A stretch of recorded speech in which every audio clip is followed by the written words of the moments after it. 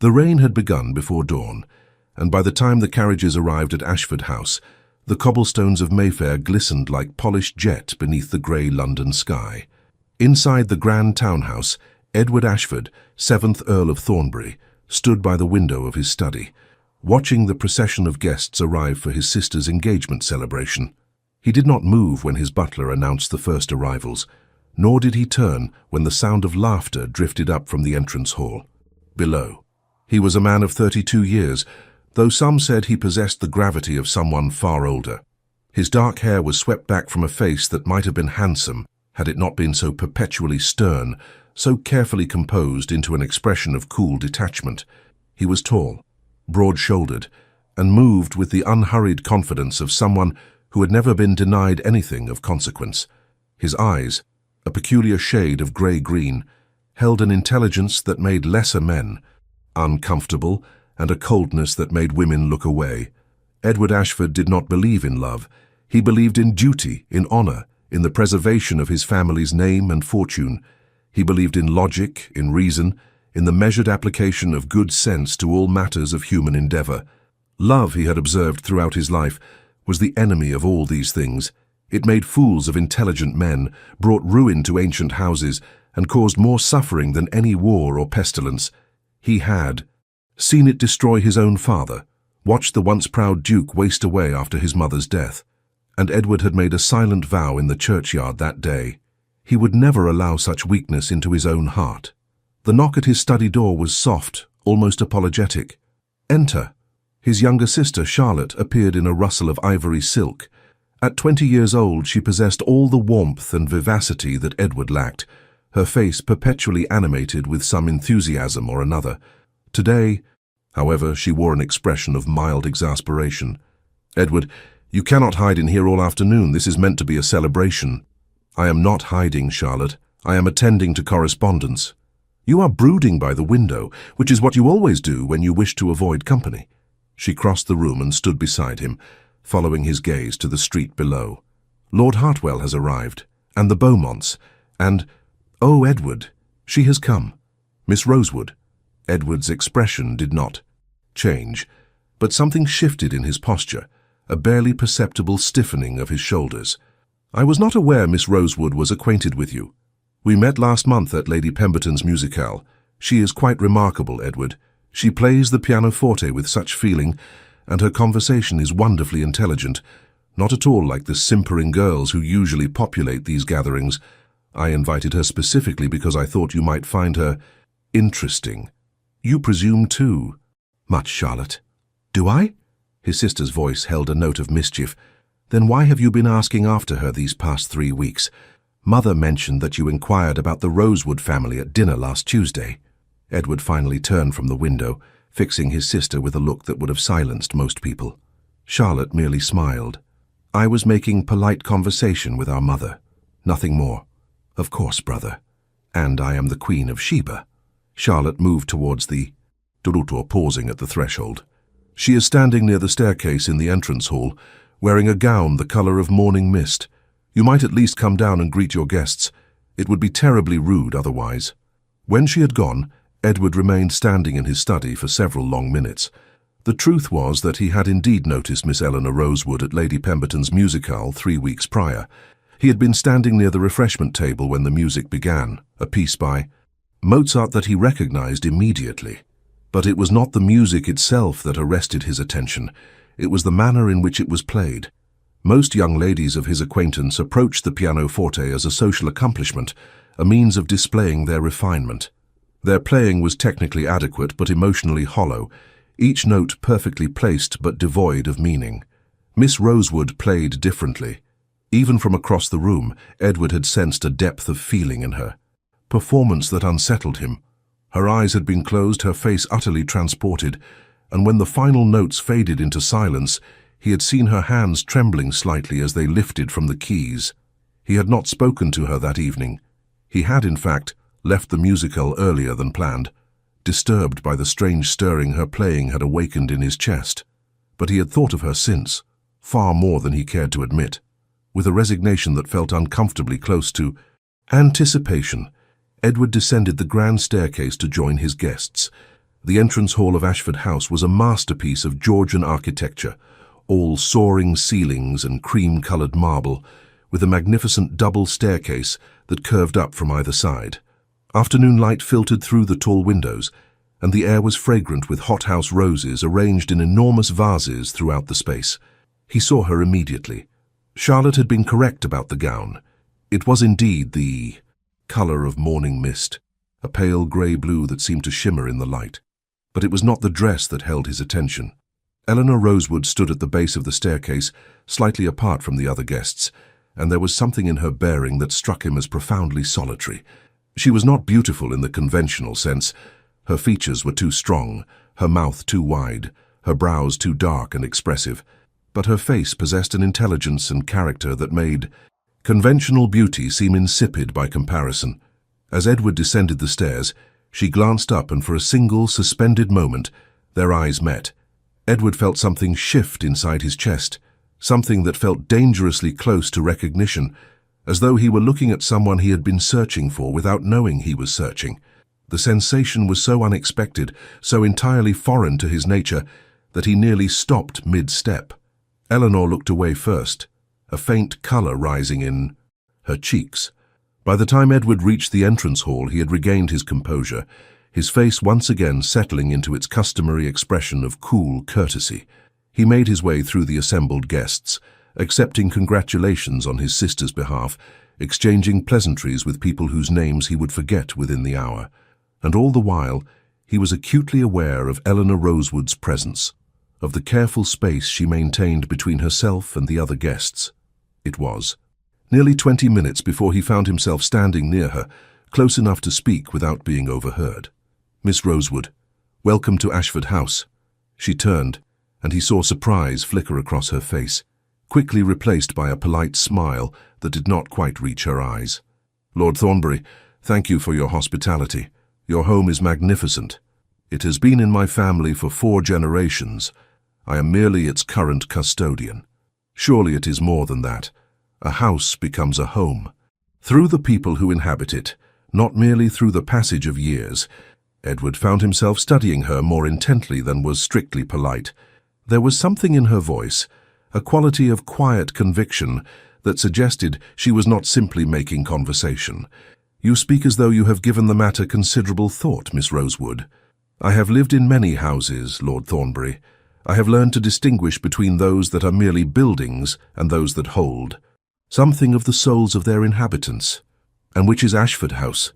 Eleanor's gaze drifted around the entrance hall, taking in the marble columns, the paintings of his ancestors, the elaborate plasterwork of the ceiling. When she looked back at him, there was something unguarded in her expression, a momentary glimpse of the person beneath the social facade. "I think it is trying very hard to be only a building, but it has not quite succeeded." The observation was so unexpected, so uncomfortably perceptive, that Edward felt a flash of something that might have been anger, or might have been something else entirely. "I am not certain whether that is meant as a compliment, Miss Rosewood. It is merely an observation, my lord. Houses, like people, sometimes wish to be other than they are." Before Edward could formulate a response, Charlotte appeared at his elbow, her face bright with enthusiasm. "Miss Rosewood, I am so glad you could come.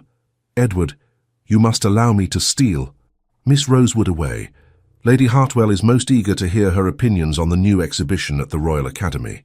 Eleanor allowed herself to be drawn away, but not before she glanced back at Edward with an expression he could not quite decipher. He watched her disappear into the drawing-room, surrounded by Charlotte's animated chatter and the curious gazes of the other guests. For the remainder of the afternoon, Edward moved through the celebration with his usual detached courtesy, speaking when spoken to, observing rather than participating, but his attention kept returning to Eleanor Rosewood, tracking her movements through the rooms of his house. He noticed that she did not simper or flirt as other young women did, that she listened more than she spoke, and that when she did speak, the people around her leaned closer as though drawn by the quiet authority in her voice. He noticed, too, that she seemed uncomfortable with prolonged attention, that she would drift away from groups, after a time, seeking the solitude of window alcoves or the quieter corners of the drawing-room. It was during one of these solitary moments, late in the afternoon when the light had begun to fade and most of the guests had departed, that Edward found her again. She was standing on the landing of the grand staircase, where a tall window overlooked the gardens at the rear of the house. The rain had intensified, and rivulets of water streaked down the glass, distorting the view of the darkening. Greenery beyond. Eleanor stood perfectly still, her hand resting lightly on the marble balustrade, and on her face was an expression of such profound sadness that Edward felt something twist painfully in his chest. He ascended the stairs slowly, his footsteps muffled by the thick carpet. Miss Rosewood. She turned quickly, and for a fraction of a second before she could compose herself, Edward saw the brightness of unshed tears in her eyes. Then she blinked, and the moment passed, and she was once again the composed young woman who had greeted him hours earlier. "Lord Thornbury, forgive me. I was wool-gathering. There is nothing to forgive. These gatherings can be tiresome." "It is not that." She paused, and Edward saw her struggle with whether to continue. "I was thinking of my father. He died 2 years ago, and my mother, well, she found these occasions difficult afterwards.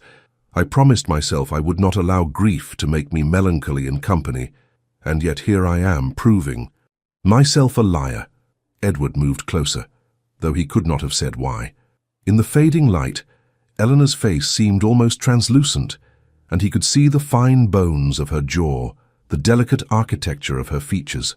"Grief is not a thing one simply sets aside, Miss Rosewood. It is carried. Sometimes the weight of it becomes visible despite our best efforts." She looked at him then, really looked at him, and Edward felt as though she were seeing something in him that he had carefully hidden from the world. "You speak as one who knows, my lord. My father died when I was 20. My mother followed him within the year. Charlotte was only 8 years old.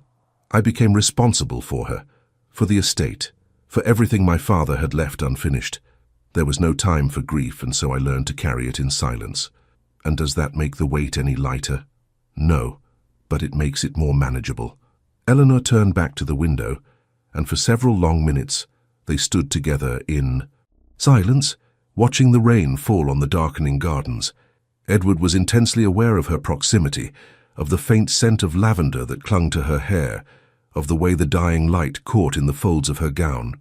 "My father used to say," Eleanor spoke quietly, "that we are all prisoners of our own architecture, that we build walls around ourselves, room by room, year by year, until we can no longer remember what it felt like to stand in the open air." "Your father was a philosopher?" "He was a country physician, but he saw into the hearts of people in a way that most never do. He understood that physical ailments were often merely symptoms of deeper wounds."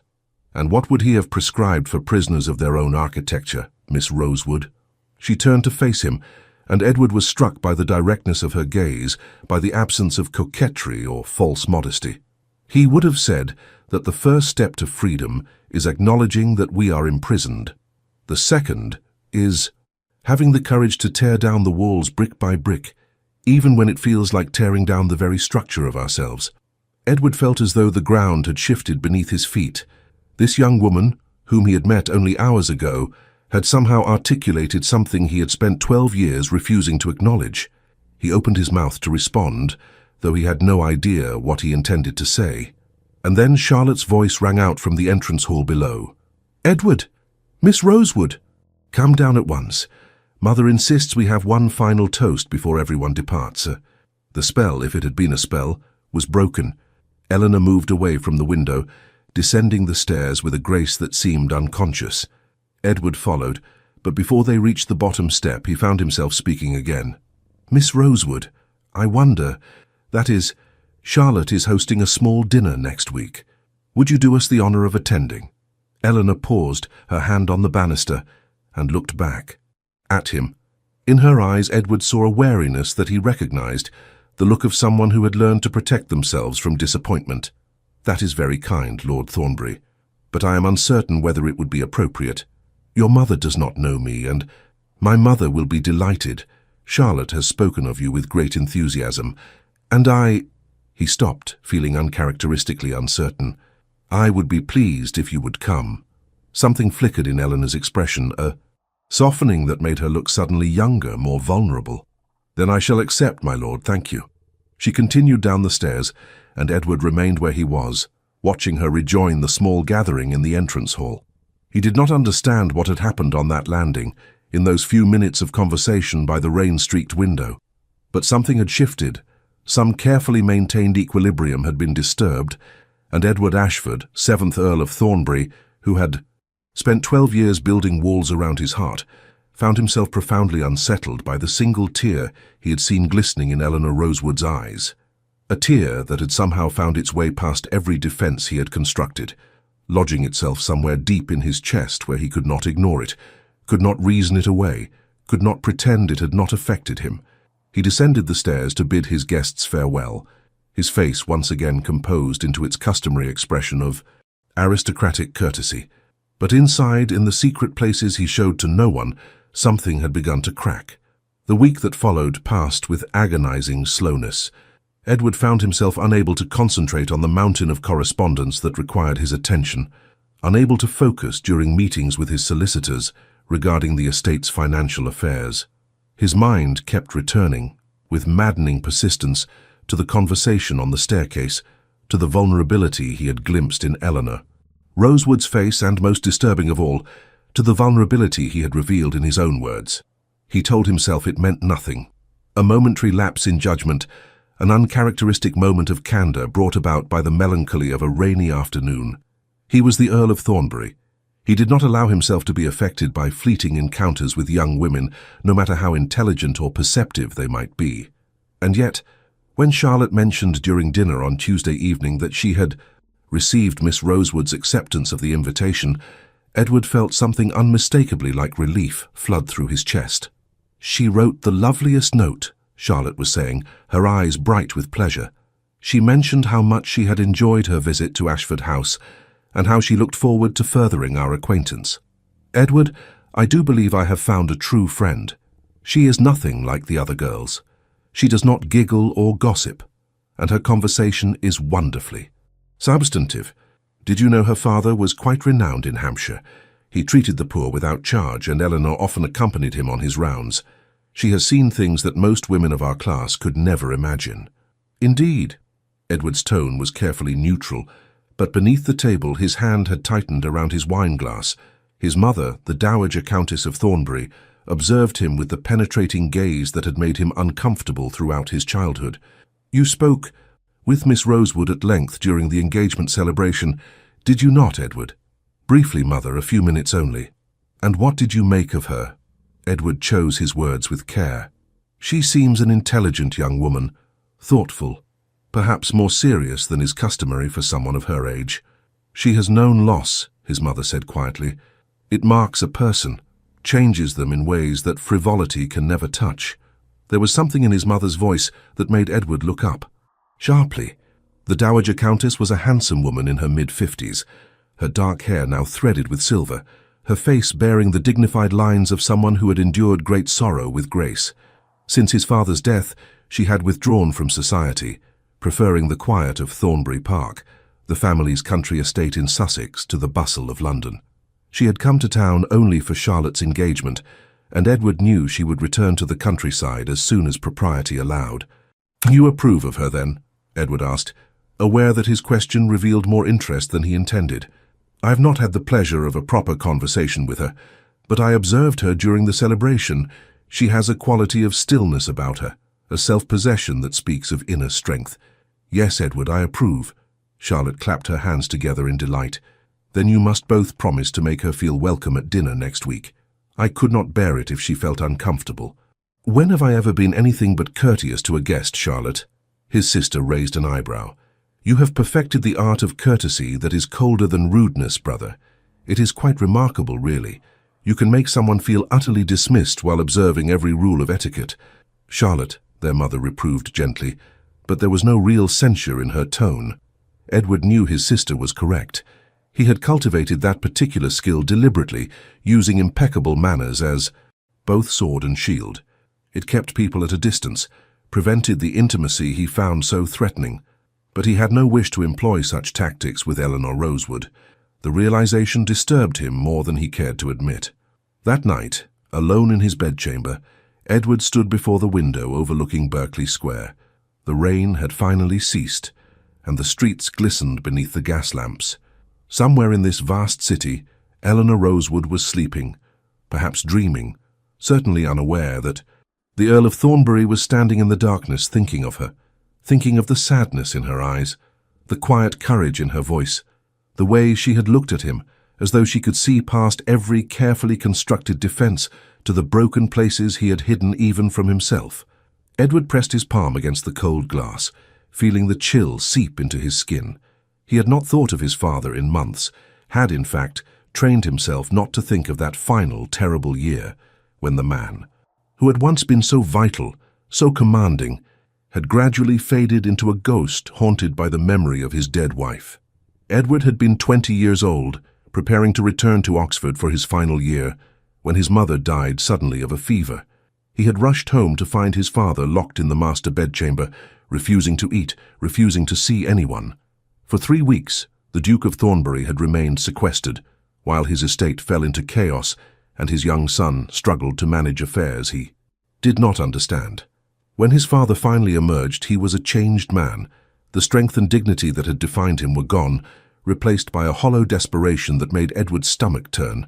The Duke began making disastrous financial decisions, neglecting his responsibilities, speaking of joining his beloved wife in whatever realm awaited beyond death. Edward had watched, helpless and horrified, as his father deteriorated. And when the Duke finally died, some said of a broken heart, though the physicians listed it as a failure of the lungs, Edward had stood beside the grave and made his silent vow. Love had destroyed his father as surely as any disease. It had made him weak, had stolen his reason, had ultimately killed him. Edward would not make the same mistake. He would be strong where his father had been weak. He would rule his emotions rather than be ruled by them. He would never allow any person, no matter how exceptional, to have such power over his heart. And yet, as he stood in the darkness of his bedchamber, Edward could not banish the memory of Eleanor Rosewood's face, could not stop himself from counting the days until he would see her again. 5 days. The dinner party was 5 days hence. The intervening days passed in a blur of activity. Edward threw himself into his work with renewed vigor, as though by immersing himself in the minutiae of estate management, he could somehow crowd out the persistent thoughts of the young woman with the sad eyes and the perceptive words. He reviewed accounts until his vision blurred, met with his land steward to discuss improvements to the tenant farms, and spent an entire afternoon in the House of Lords listening to a debate on agricultural reform that would normally have put him to sleep. Nothing worked. Eleanor Rosewood had somehow taken up residence in his mind, and no amount of determination could dislodge her. On the afternoon before the dinner party, Edward did something he had not done in years. He went riding in Hyde Park, not during the fashionable hours when the ton paraded their finery, but in the early morning when the paths were nearly empty and the mist still clung to the Serpentine. He needed to think, or perhaps he needed to stop thinking. He was no longer certain which. The park was beautiful in the dawn light, the trees dripping with moisture, the grass vibrant with autumn green. Edward urged his horse into a gallop, feeling the cold air burn his lungs, welcoming the physical exertion that briefly silenced his turbulent thoughts. For 20 glorious minutes, there was nothing but the thunder of hooves, the rhythmic motion of the horse beneath him, the wind stinging his face. And then, as he slowed to a walk near the eastern edge of the park, he saw her. Eleanor Rosewood was walking alone along one of the smaller paths, dressed in a simple grey walking dress with a dark green pelisse against the morning chill. She carried no parasol, wore no elaborate bonnet, just a simple straw hat that framed her face. She moved with that same quality of solitude he had observed at Ashford House, as though she were entirely self-contained, requiring nothing and no one. Edward reined in his horse, watching her from a distance. He knew he should ride on, should not intrude upon her solitude. It was barely 7 o'clock in the morning. No proper young lady should be walking unchaperoned in the park at such an hour. And yet he found himself dismounting, tying his horse to a tree and following her along the path. She must have heard his footsteps on the gravel, for she turned and Edward saw surprise flash across her face, followed by something that might have been pleasure quickly suppressed. Lord Thornbury, "I did not expect to encounter anyone at this hour." "Nor did I, Miss Rosewood. Do you make a habit of walking alone in the park before dawn?" A faint smile touched her lips. "Only when I cannot sleep. The city is quieter at this hour. More honest somehow." "Honest?" "During the day, London wears a mask, everyone performing their assigned role, speaking their assigned lines. But in the early morning, before the performance begins, one can almost glimpse the truth beneath." Edward fell into step beside her, acutely aware of the impropriety of their situation, and utterly unable to care. "And what truth do you see, Miss Rosewood?" She was quiet for a long moment, her gaze fixed on the path ahead.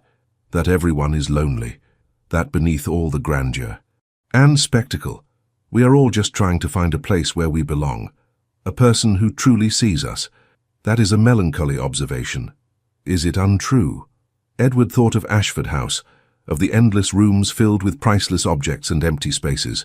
He thought of the dinner parties where he spoke with dozens of people and connected with none.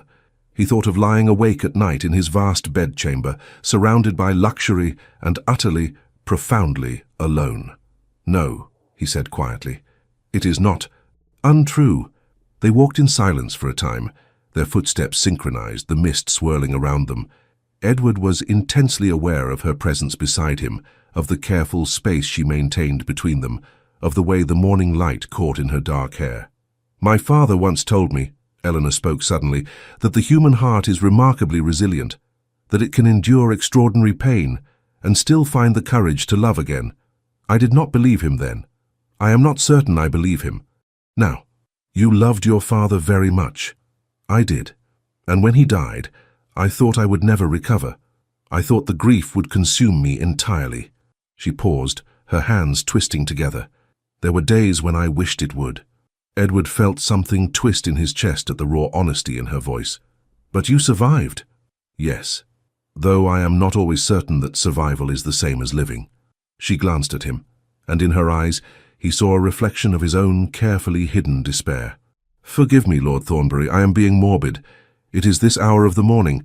It invites honesty even when honesty is unwelcome." "Your honesty is not unwelcome, Miss Rosewood."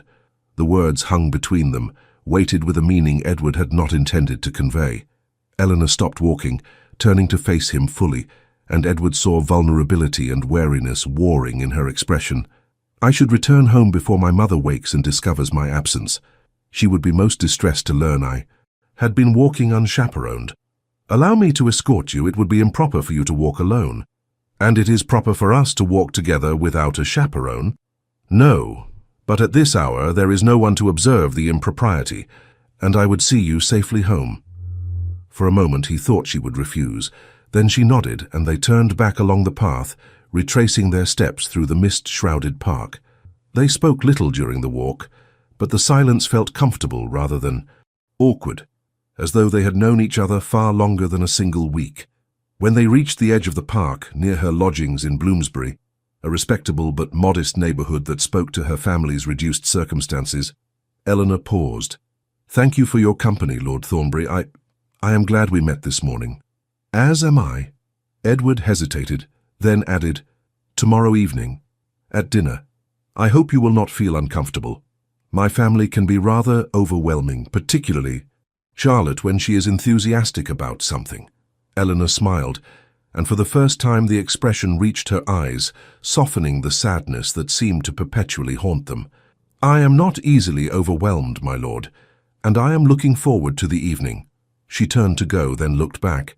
"Lord Thornbury, what your father experienced, what you witnessed, it was not love that destroyed him. It was the inability to endure loss. Love itself is not weakness. Sometimes it is the only strength we have." Before Edward could respond, she had disappeared around the corner, leaving him standing alone in the morning mist, her words echoing in his mind like the notes of a melody he could not forget. He rode home slowly, his thoughts in turmoil. When he reached Ashford House, the sun had fully risen, and the servants were beginning their daily routines. Edward handed his horse to a stable boy and entered through the back entrance, hoping to avoid conversation. He did not succeed. Charlotte was waiting for him in the breakfast room, her face alight with curiosity. "Edward, where have you been?" You never rise this early unless something is troubling you. I went riding in the park. There is nothing troubling me. You are a terrible liar, brother. Charlotte poured herself tea, studying him with uncomfortable perception. You have been different this past week, distracted, almost nervous. I have never seen you nervous about anything. You are imagining things. Am I? Mother said you came down to breakfast yesterday and stared at your eggs for 10 minutes without eating them. That is not like you at all. Edward felt a surge of irritation at his own transparency. If I am distracted, it is merely due to the press of business. The estate accounts require attention and you are thinking about Miss Rosewood. Edward's hand stilled on his teacup. Charlotte. It is perfectly obvious, Edward. You asked about her at least 5 times this week. You inquired whether she had sent her acceptance, whether she had any dietary restrictions, whether she preferred red wine or white. You never ask such questions about our guests. I was simply ensuring her comfort. It is the duty of a host. It is the behavior of a man who cares, perhaps more than he wishes to admit. Edward set down his teacup with more force than necessary. You presume too much, Charlotte. I met Miss Rosewood once. We exchanged a few words. That is all. His sister's expression softened, losing its teasing quality. I know you are afraid, Edward. I know what Father's death did to you. I was young, but I remember. I remember how you changed, how you closed yourself off. You were so warm before Mother died, so full of life, and then everything stopped. Charlotte, let me finish, please. She reached across the table, placing her hand over his. You have been alone for so long, carrying everything by yourself. You have been father and mother and brother to me, and I love you for it. But you have a right to your own happiness. You have a right to let someone in. Edward looked at his sister's earnest face and felt something crack inside his chest. What if I cannot, Charlotte? What if I have been closed off for so long that I no longer remember how to be otherwise? Then perhaps Miss Rosewood will help you remember, if you are brave enough to let her. Edward said nothing, but long after Charlotte had left the breakfast room, her words remained with him. As did Eleanor's final observation about love and strength and the courage required to endure loss without losing oneself. Tomorrow evening, she would sit at his table. Tomorrow evening, he would have to maintain his composure, his careful distance, while every instinct in his body urged him to draw closer, to breach the walls he had spent 12 years constructing. Tomorrow evening, Edward realized with something that felt dangerously close to panic, might change everything. And he had no idea whether he possessed the courage to allow it. The evening of the dinner party arrived with unseasonable warmth, as though autumn had momentarily relented its grip on London. Ashford House glowed with candlelight, every chandelier blazing, every mirror reflecting the golden illumination, until the room seemed to shimmer with an almost otherworldly radiance. Edward stood in the drawing-room, ostensibly reviewing the evening's arrangements with his butler, but in truth, he was listening. For the sound of new arrivals, for one arrival in particular. He had dressed with unusual care, rejecting his valet's first 3 suggestions before settling on a black evening coat with a waistcoat of charcoal grey silk.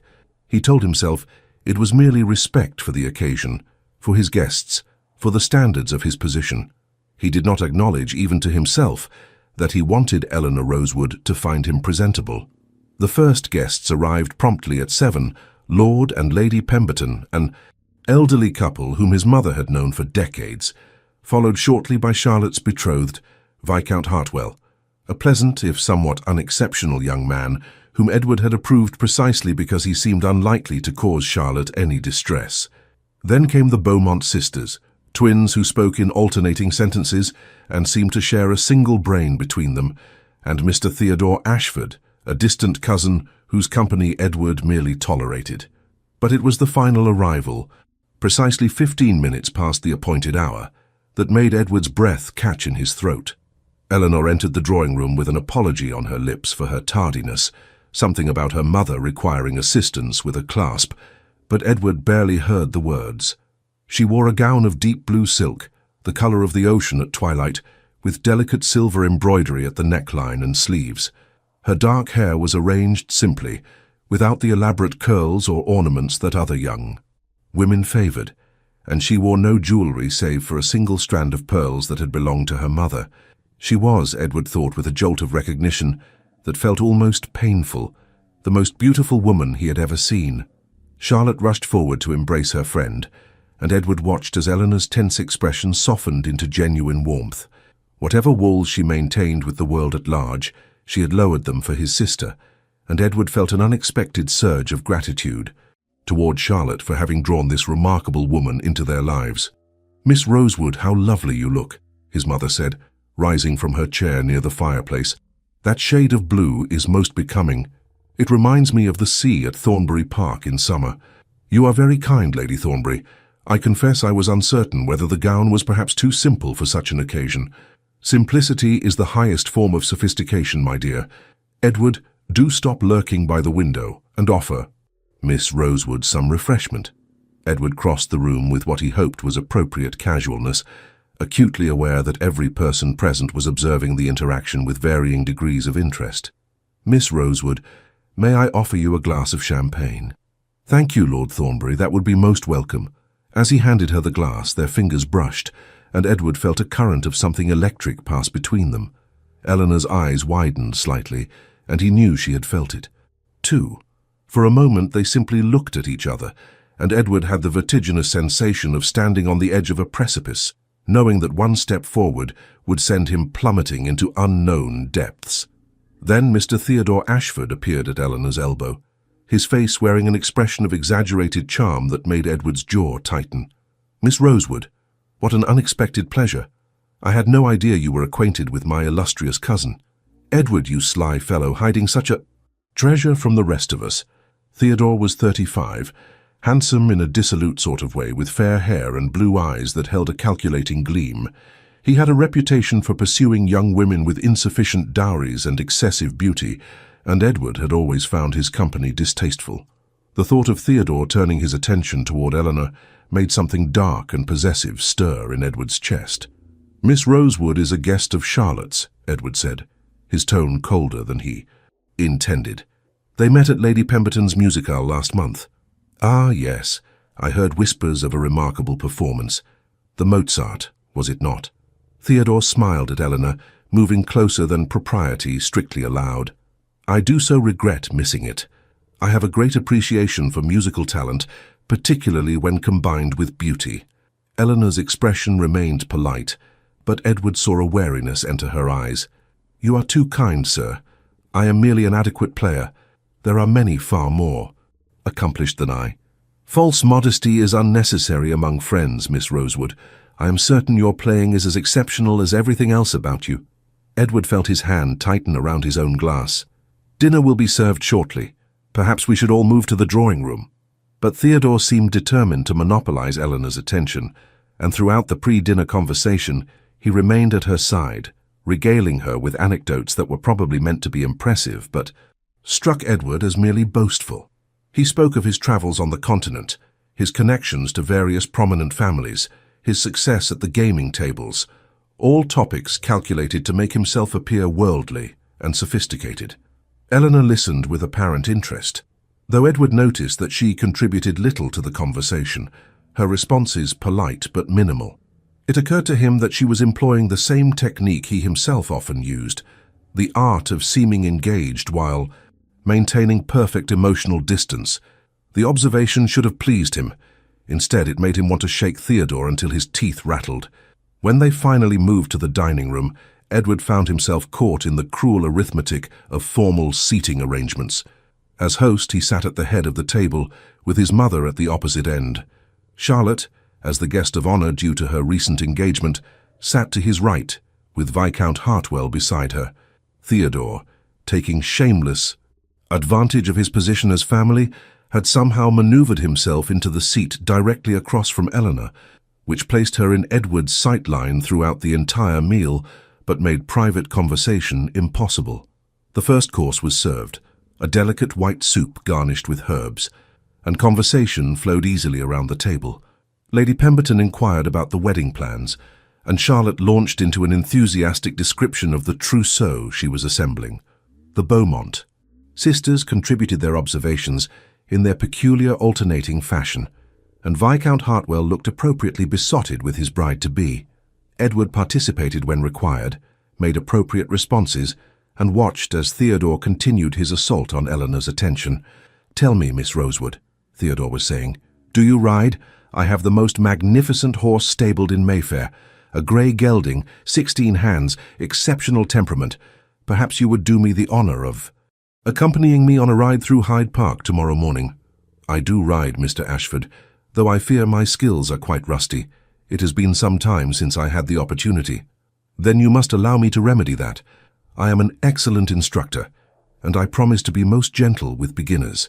The subtle innuendo in Theodore's tone made Edward's blood boil.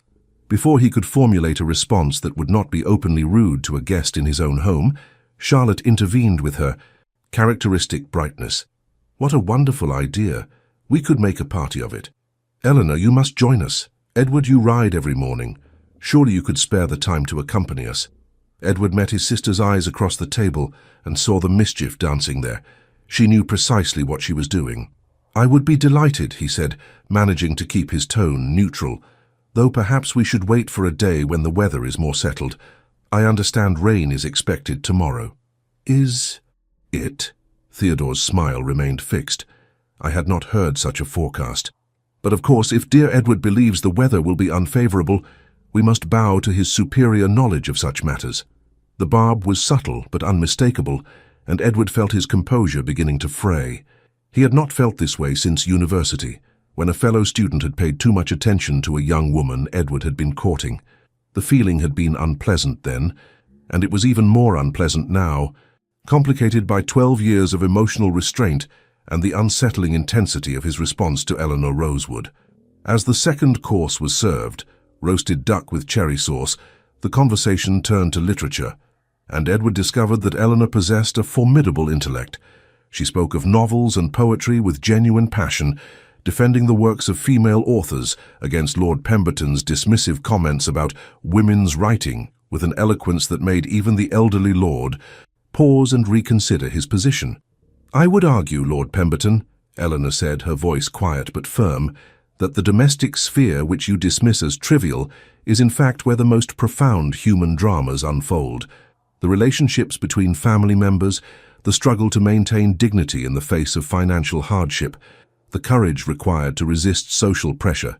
These are not lesser subjects, simply because they occur in drawing rooms rather than on battlefields." "An interesting perspective, Miss Rosewood," Edward found himself saying, drawing her attention away from Theodore for the first time since they had sat down. "You speak as one who has given considerable thought to the matter." Eleanor met his gaze, and something passed between them, a moment of connection that felt almost tangible. "I believe that the quality of a work of art lies not in its subject, but in the depth of its observation, Lord Thornbury. Whether one writes of war or of a family gathering for tea, the essential question is the same. Does the author illuminate some truth about human nature? Does the work help us understand ourselves more fully? And have you found such illumination in your reading, Miss Rosewood?" "I have found comfort," she said softly. "And occasionally I have found recognition, the sense that someone somewhere has felt what I feel, that I am not entirely alone in my experience of the world." The raw honesty of her words created a hush around the table. Even Theodore seemed momentarily at a loss, his practiced charm faltering in the face of Eleanor's sincerity.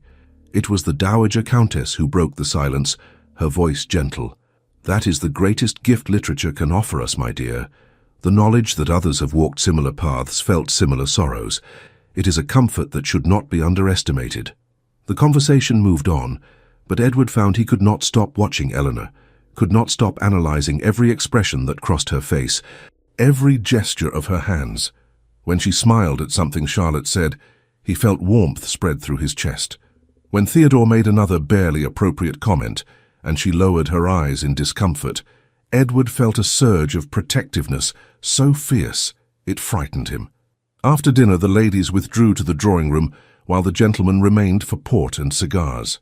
Edward found himself trapped in a conversation with Lord Pemberton about agricultural reform, while Theodore held forth about his recent trip to Paris, describing the theatres and restaurants and gaming houses with the sort of knowing detail that made it clear he had been partaking of less savory entertainments as well.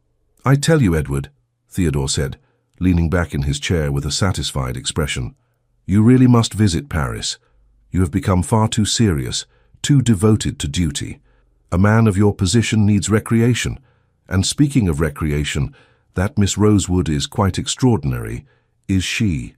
Not beautiful, intelligent, and from what I understand entirely without pretension despite her reduced circumstances. A rare combination." Edward's hand tightened around his glass. "Miss Rosewood is Charlotte's guest. I would ask that you treat her with appropriate respect." Theodore's eyebrows rose in mock surprise. "But of course, cousin. Have I suggested otherwise? I merely mean to say that she would make an excellent companion for someone seeking a wife of substance rather than mere fortune. Her family has breeding, if not money, and she seems the sort who would be grateful for an advantageous match." "Grateful?" Edward repeated, his voice dangerously quiet. "Well, naturally. A young woman in her position, father dead, living in modest circumstances in Bloomsbury, no significant dowry to speak of, she must be aware that her options are limited. A man of means and position could offer her security, perhaps even affection if she proved herself worthy. I am, quite seriously, considering pursuing the acquaintance." Edward set down his glass with deliberate care, not trusting himself to speak. The casual dismissiveness with which Theodore spoke of Eleanor, as though she were a commodity to be acquired, a charitable project to be undertaken, made him want to plant his fist in his cousin's smug face. "I believe it is time we joined the ladies," he said, rising abruptly from his chair. "They will wonder at our absence." In the drawing-room, he found Eleanor seated at the pianoforte, with Charlotte standing beside her turning pages. The Beaumont sisters were settled on the sofa, and his mother occupied her favorite chair near the fire. The scene was one of peaceful domesticity, so at odds with the turbulence in Edward's chest that he felt almost disoriented. "Edward," Charlotte called out, "Miss Rosewood has agreed to play for us. You must come listen." Edward took a position near the window, where he could observe Eleanor without being too obvious about it. She appeared nervous, her hands hovering over the keys as though uncertain of their welcome. "I am somewhat out of practice," she said apologetically. "My mother sold our pianoforte after my father's death, and I have had little opportunity to play since then." "Whatever you play will be wonderful," Charlotte assured her. "Please, Eleanor." "For me." Eleanor took a breath, and then her fingers touched the keys. The piece she had chosen was by Chopin, a nocturne, melancholy and beautiful. But it was not the music itself that transfixed Edward. It was the transformation that came over Eleanor as she played. The wariness fell away, the careful composure dissolved, and what remained was raw emotion made audible. Her eyes closed, her body swayed slightly with the melody, and Edward could see that she was no longer in the drawing-room of Ashford House, but somewhere else entirely, some interior landscape of memory and feeling. He had never seen anything so beautiful, and he had never felt anything so painful as the recognition that this woman, this extraordinary woman, was capable of depths of emotion he had spent 12 years trying to deny even existed. When the final notes faded into silence, there was a moment of profound stillness. Then Charlotte applauded, and the others joined in, and Eleanor opened her eyes, looking almost startled to find herself back in the present moment. "That was exceptional," Lady Pemberton said warmly. "My dear, you have a rare gift. You are too kind." Eleanor's voice was unsteady, and Edward saw that her hands were trembling slightly. Theodore, who had entered the room during the performance, moved immediately to the pianoforte. "Miss Rosewood, I am overwhelmed, truly overwhelmed. You must allow me to arrange a proper recital. I have connections with several prominent musical societies. They would be honored to sponsor an evening featuring your talents." "That is very generous, Mr. Ashford, but I am hardly qualified for such an undertaking. I am merely an amateur." "Nonsense. With the proper patronage you could become quite renowned." Theodore had positioned himself close beside her, his hand resting on the pianoforte in a gesture that seemed deliberately possessive. "I would be pleased to serve as your patron. We could discuss the particulars over dinner, perhaps. Are you available tomorrow evening?" Edward moved without conscious thought, crossing the room in 3 long strides. "I am afraid Miss Rosewood will be engaged tomorrow." "Good evening," he said. his voice tight with barely suppressed fury. "My mother has expressed a desire to become better acquainted with her. Is that not right, mother?" The Dowager Countess, bless her perceptive soul, did not miss a beat. "Indeed. I was hoping Miss Rosewood might join us for a quiet dinner en famille. Nothing formal, my dear, simply an opportunity for conversation. Would that be agreeable to you?" Eleanor looked between Edward and Theodore, clearly sensing the tension but uncertain of its source. "I would be honored, Lady Thornbury. Thank you for the invitation." Theodore's expression darkened, but he recovered quickly, his smile returning with only a slight edge. "Another time then, Miss Rosewood. I am a patient man, and some treasures are worth waiting for." The rest of the evening passed in a blur. Edward made conversation, laughed at appropriate moments, played the role of gracious host with the ease of long practice. But inside, he was in turmoil, every carefully constructed wall trembling under the assault of emotions he could no longer deny. Jealousy. He was jealous of Theodore, of his easy charm, his shameless pursuit, his ability to say aloud what Edward could only feel in the silence of his own heart. Desire. He desired Eleanor with an intensity that frightened him, not merely physical desire, though that was certainly present, but a deeper hunger to know her, to understand her, to be understood by her in return. And fear. Most of all, fear. Because Edward realized as he watched Eleanor take her leave, her hand resting briefly in his as she thanked him for a lovely evening, that he was dangerously close to breaking his 12-year-old vow, dangerously close to falling in love. After the last guest had departed and Charlotte had retired to her room with stars in her eyes and comments about how wonderfully the evening had gone, Edward remained in the drawing-room, standing in the exact spot where Eleanor had stood to play the pianoforte. "Damit in me." Mother found him there half an hour later, her expression knowing. "She is quite remarkable, is she not?" Yes. There was no point in pretending otherwise, not with his mother. "You care for her." It was not a question, but Edward answered anyway. "I barely know her." "You know enough. The question is whether you are brave enough to act upon that knowledge." Edward turned to face his mother, and in his eyes she must have seen something of the boy he had been before loss and duty had hardened him into the man he had become. What if I cannot be what she needs? What if I have nothing to offer her but the ruins of a heart I deliberately destroyed? The Dowager Countess crossed the room and placed her hand against her son's cheek, her touch gentle. "Then you rebuild, Edward, heart by heart, brick by brick. And perhaps, if you are very fortunate, she will help you remember how it is done."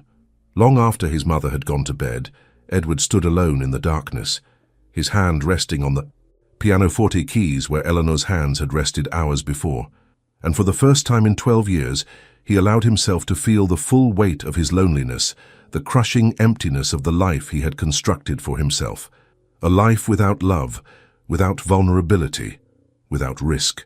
A life that, until a week ago, had seemed not only acceptable, but preferable.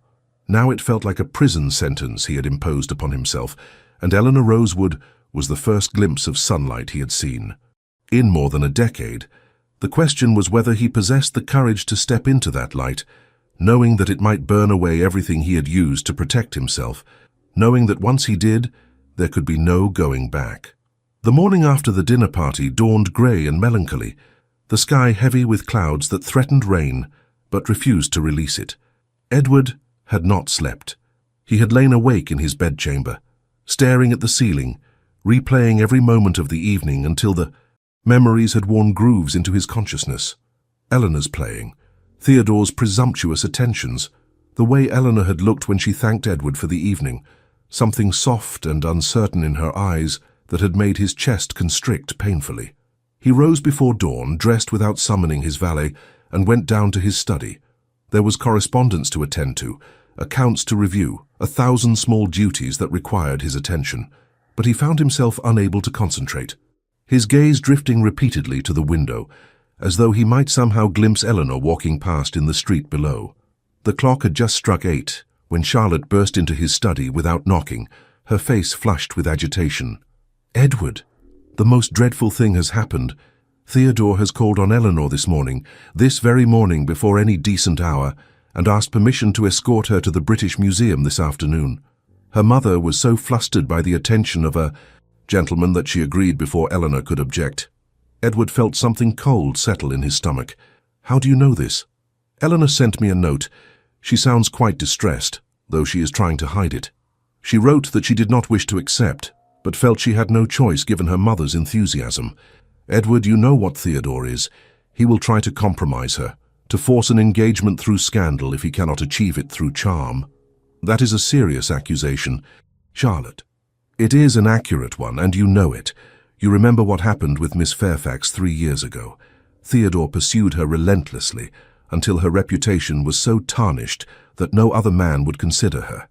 And then he withdrew his attentions, claiming he had been misunderstood. She was ruined, Edward. She had to leave London entirely." Edward did remember. He had been furious with Theodore then, but he had not intervened directly. Miss Fairfax was not his responsibility, and he had told himself it was not his place to interfere in his cousin's affairs. But Eleanor was different. Eleanor mattered in a way that made every rational argument evaporate like morning mist. "What would you have me do, Charlotte?" His sister moved closer, her expression earnest. "You could call on her this afternoon before Theodore arrives. You could offer to escort her yourself. Her mother could hardly refuse the Earl of Thornbury, and Eleanor would be protected from Theodore's schemes." "That would be highly irregular. I barely know Miss Rosewood. For me to call upon her without invitation, to insert myself into her plans, it would appear presumptuous, possessive even." "And is it not?" Charlotte asked quietly. "Presumptuous and possessive? Because if you do not care for her, Edward, if you are merely being kind for my sake, then by all means, allow Theodore to pursue her. But if you do care, if what I saw in your eyes last night was real, then you must act, before it is too late." Edward turned away, gripping the edge of his desk.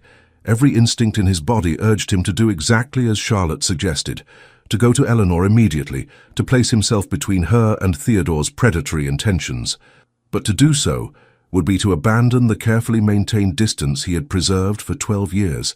It would be to declare, through action, if not through words, that Eleanor Rosewood meant something to him, something significant, something dangerous. "I will consider it," he said finally. "Edward, I said I will consider it, Charlotte. Now please, I have work to attend to." His sister left, her disappointment palpable, and Edward sank into his chair, his head in his hands. He remained there for nearly an hour, paralyzed by indecision, by the war between instinct and reason raging inside his chest. And then, with a suddenness that surprised him, the decision made itself. He would not go to Eleanor. He could not.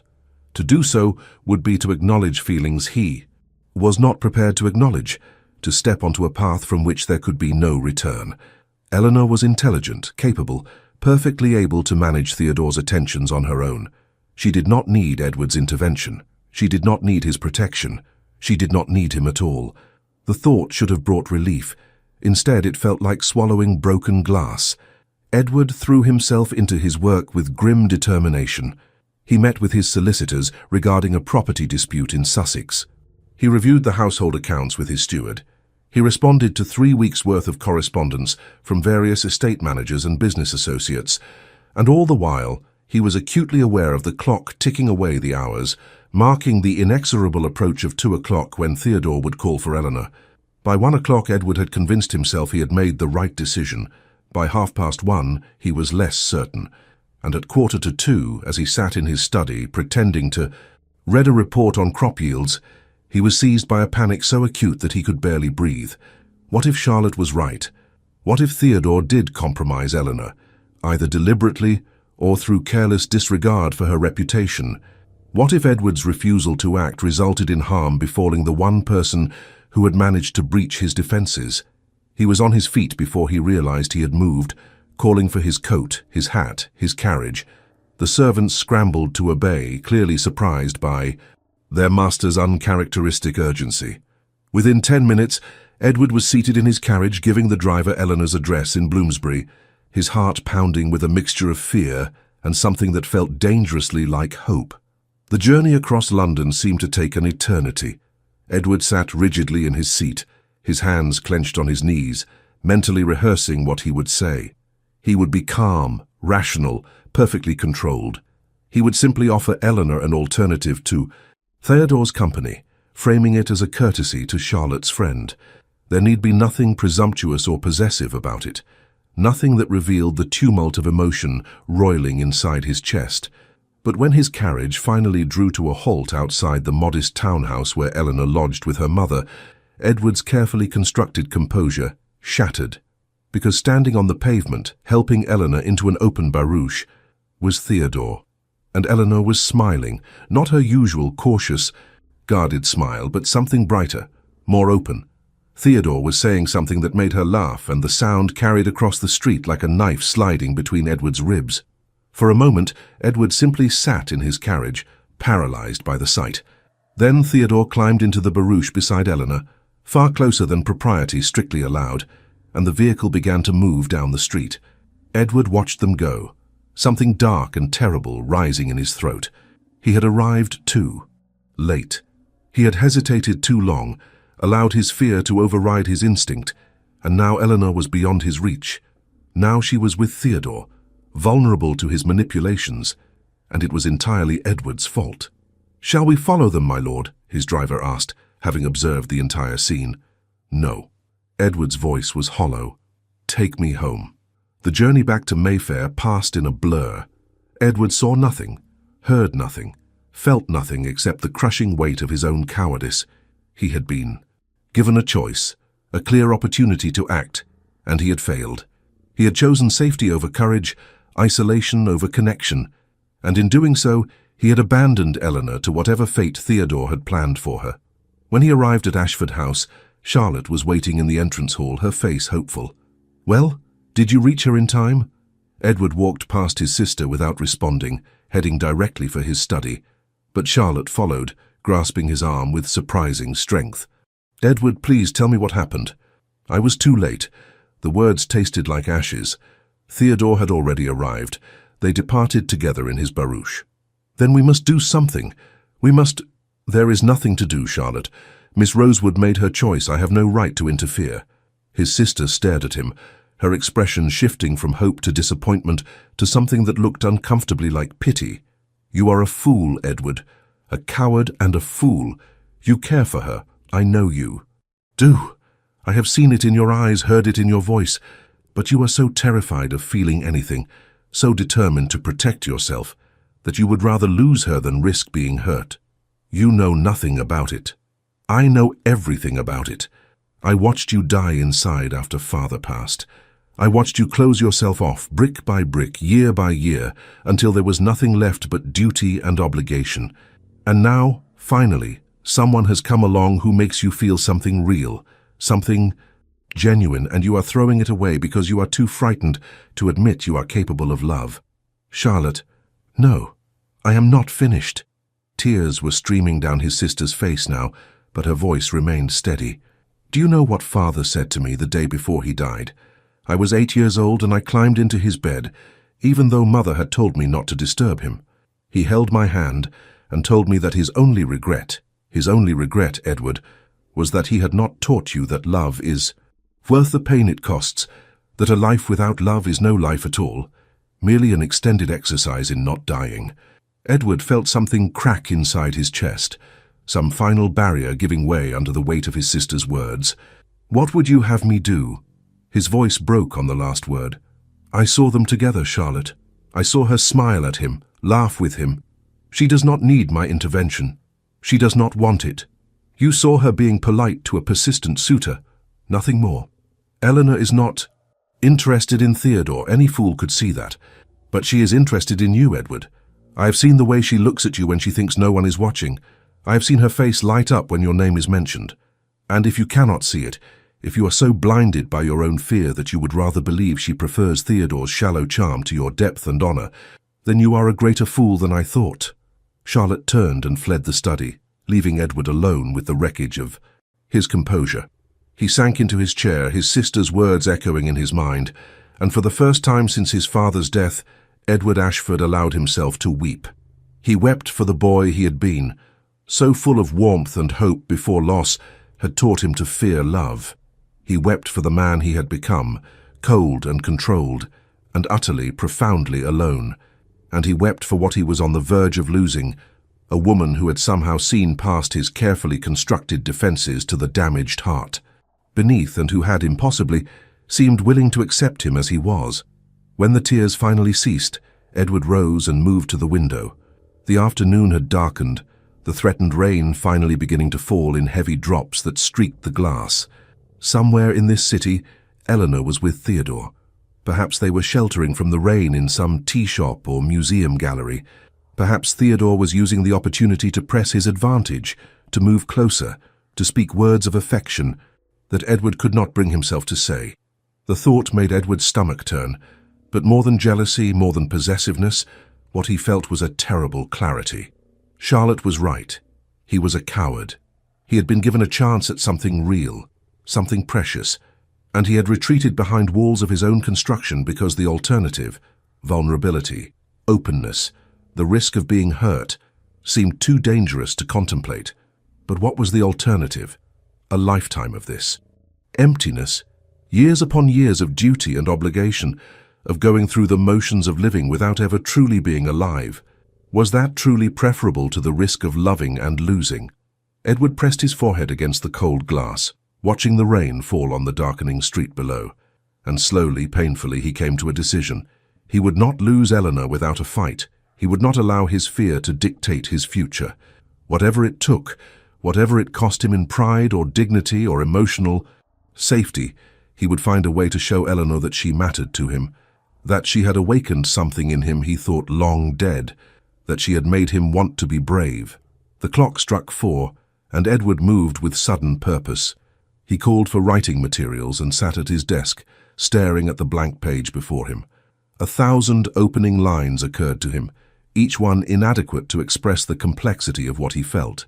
How did one put into words the transformation Eleanor had wrought in a mere fortnight? How did one convey depth of feeling when one had spent 12 years learning to feel nothing at all? In the end, he wrote simply and honestly, without artifice or pretension. Miss Rosewood, I find myself compelled to write to you, though I have no clear sense of what I hope to achieve through this correspondence. I'm not a man given to emotional expression, as you may have observed. I have spent the better part of my adult life cultivating distance, maintaining control, protecting myself from the vulnerabilities that accompany genuine human connection.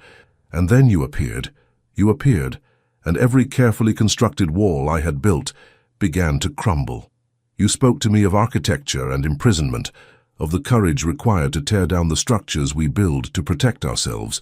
At the time I did not fully comprehend the profundity of your observation. I understand it now. I understand that I have been a prisoner of my own making. I understand that in trying to protect myself from pain, I have merely prolonged a different sort of suffering. The suffering of isolation, of emotional starvation, of a life half-lived. I do not know if you have any interest in knowing these things about me. I do not know if you have given me a moment's thought beyond the polite consideration one extends to one's friend's brother, but I find I must speak regardless, because the alternative, remaining silent, allowing my fear to silence what my heart is desperately trying to say, has become intolerable. I saw you this afternoon departing with my cousin. I know I have no right to object, no claim upon your time or attention, but I must tell you that the sight caused me more pain than I thought myself still capable of feeling. Not because I begrudge you happiness or companionship, but because I have been a fool, Miss Rosewood. I have hesitated when I should have acted. I have retreated when I should have advanced. And in doing so, I have perhaps lost something precious before I even fully realized I possessed it. If you find these words presumptuous, please forgive me. If they make you uncomfortable, please know that it was never my intention to cause you distress. I simply could not, cannot, remain silent any longer. I hope you will allow me to call upon you tomorrow. There is much I wish to say that cannot be adequately expressed in writing. With deepest regard, Edward Ashford, Earl of Thornbury. He sealed the letter before he could. A reconsider called for a footman and sent it to Eleanor's address with instructions that it be delivered immediately, regardless of whether she had yet returned from her outing with Theodore. Then he returned to the window and watched the rain fall, wondering if he had just made the greatest mistake of his life or taken the first step toward redemption. The hours crawled past with agonizing slowness. Edward could not eat, could not read, could barely maintain a conversation with Charlotte when she appeared to apologize for her harsh words earlier. He waved away her apology. She had been right about everything, and explained that he had written to Eleanor, that he hoped to call upon her the following day. Charlotte's face had lit with joy and relief, but Edward could not share her optimism. He had exposed himself completely in that letter, had laid bare the emotions he had guarded so carefully for so long, and now Eleanor held his heart in her hands, and he had no idea what she would choose to do with it. Night fell and still no response came. Edward told himself it was too soon, that Eleanor might not have returned home, that even if she had received his letter, she would need time to consider her reply. But as the hours stretched toward midnight, hope began to curdle into something darker. Perhaps she had been shocked by the intensity of his feelings. Perhaps she had been frightened by them. Or perhaps, and this thought was the most painful of all, perhaps she simply did not feel the same way. Perhaps whatever connection Edward had felt between them had existed only in his imagination, a desperate fantasy conjured by a heart so starved for affection that it had mistaken polite kindness for something more. At midnight, exhausted and despairing, Edward finally retired to his bedchamber. He did not expect to sleep, and he was correct. He lay in the darkness, staring at the canopy above his bed, and for the second night in succession, he did not close his eyes, until dawn began to lighten the eastern sky. When he finally descended to breakfast the following morning, hollow-eyed and haggard, he found Charlotte already seated at the table, her face grave. "Edward, a message arrived for you early this morning. I had the footman bring it to your study." Edward's heart lurched. "From Miss Rosewood?" "I do not know. The footman said it was delivered by hand, but there was no return address on the envelope." Edward abandoned his coffee and strode to his study, his hands trembling as he broke the seal on the envelope. The handwriting was not Eleanor's. He recognized it immediately as Theodore's careless scrawl. "Edward, I thought you might be interested to know that Miss Rosewood and I had a most delightful afternoon together yesterday. She is a charming companion, intelligent, refined, and far more receptive to genuine affection than I anticipated. We have agreed to meet again this afternoon for a drive in Richmond. I believe I shall propose to her by week's end. She is, after all, in no position to refuse an offer from a gentleman of my standing, and I have grown quite fond of her. I trust this will not cause any awkwardness between us. I know you take your duties as Charlotte's brother seriously, and I am certain you will wish to encourage Miss Rosewood to accept what is clearly an advantageous match for a woman of her limited circumstances. Your devoted cousin, Theodore Edward, read the letter 3 times, each reading making the words no less devastating. Theodore was going to propose, and from the confident tone of the letter he clearly believed Eleanor would accept. The worst part was that Theodore was probably right. Eleanor had no fortune, no powerful connections, no prospects beyond becoming a governess or companion. An offer from Theodore, however repellent Edward found his cousin, would represent security, respectability, escape from the genteel poverty in which she currently existed. How could Edward compete with that? What did he have to offer except damaged emotions and the dubious promise that someday perhaps he might learn to love as freely as he once had? Theodore was at least capable of expressing affection, even if that affection was shallow and self-serving. Edward could barely manage to speak Eleanor's name without his chest constricting painfully.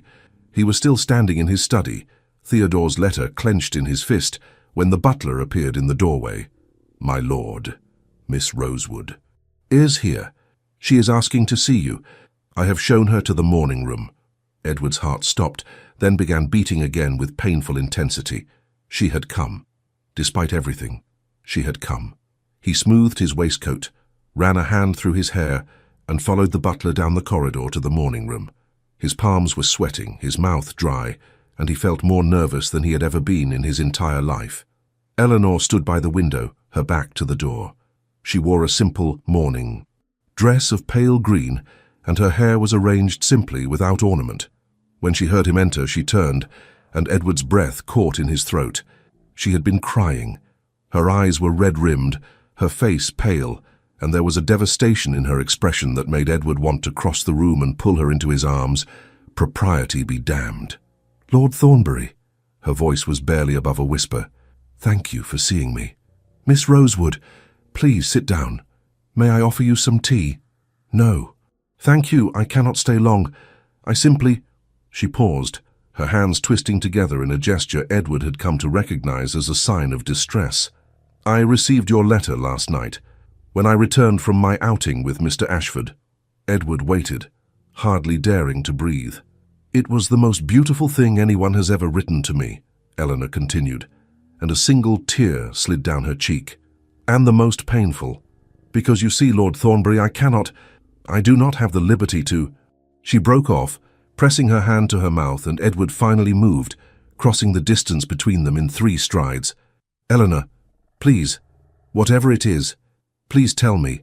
She looked up at him, and in her eyes he saw anguish and resignation and something that looked heartbreakingly like love. Your cousin has asked me to marry him, and I have accepted. The words hit Edward like a physical blow. He actually staggered backward, gripping the back of a chair for support. You have... accepted, Theodore. My mother was overjoyed. She has been so worried about our circumstances, about what would become of us. Mr. Ashford can offer security, respectability. How could I refuse? What right did I have to refuse? Every right. Edward's voice was raw. Eleanor, you cannot marry Theodore. He does not love you. He is incapable of loving anyone beyond himself. He wants you as a possession, as something to acquire and display. You deserve so much more than that. And what do I deserve, Lord Thornbury?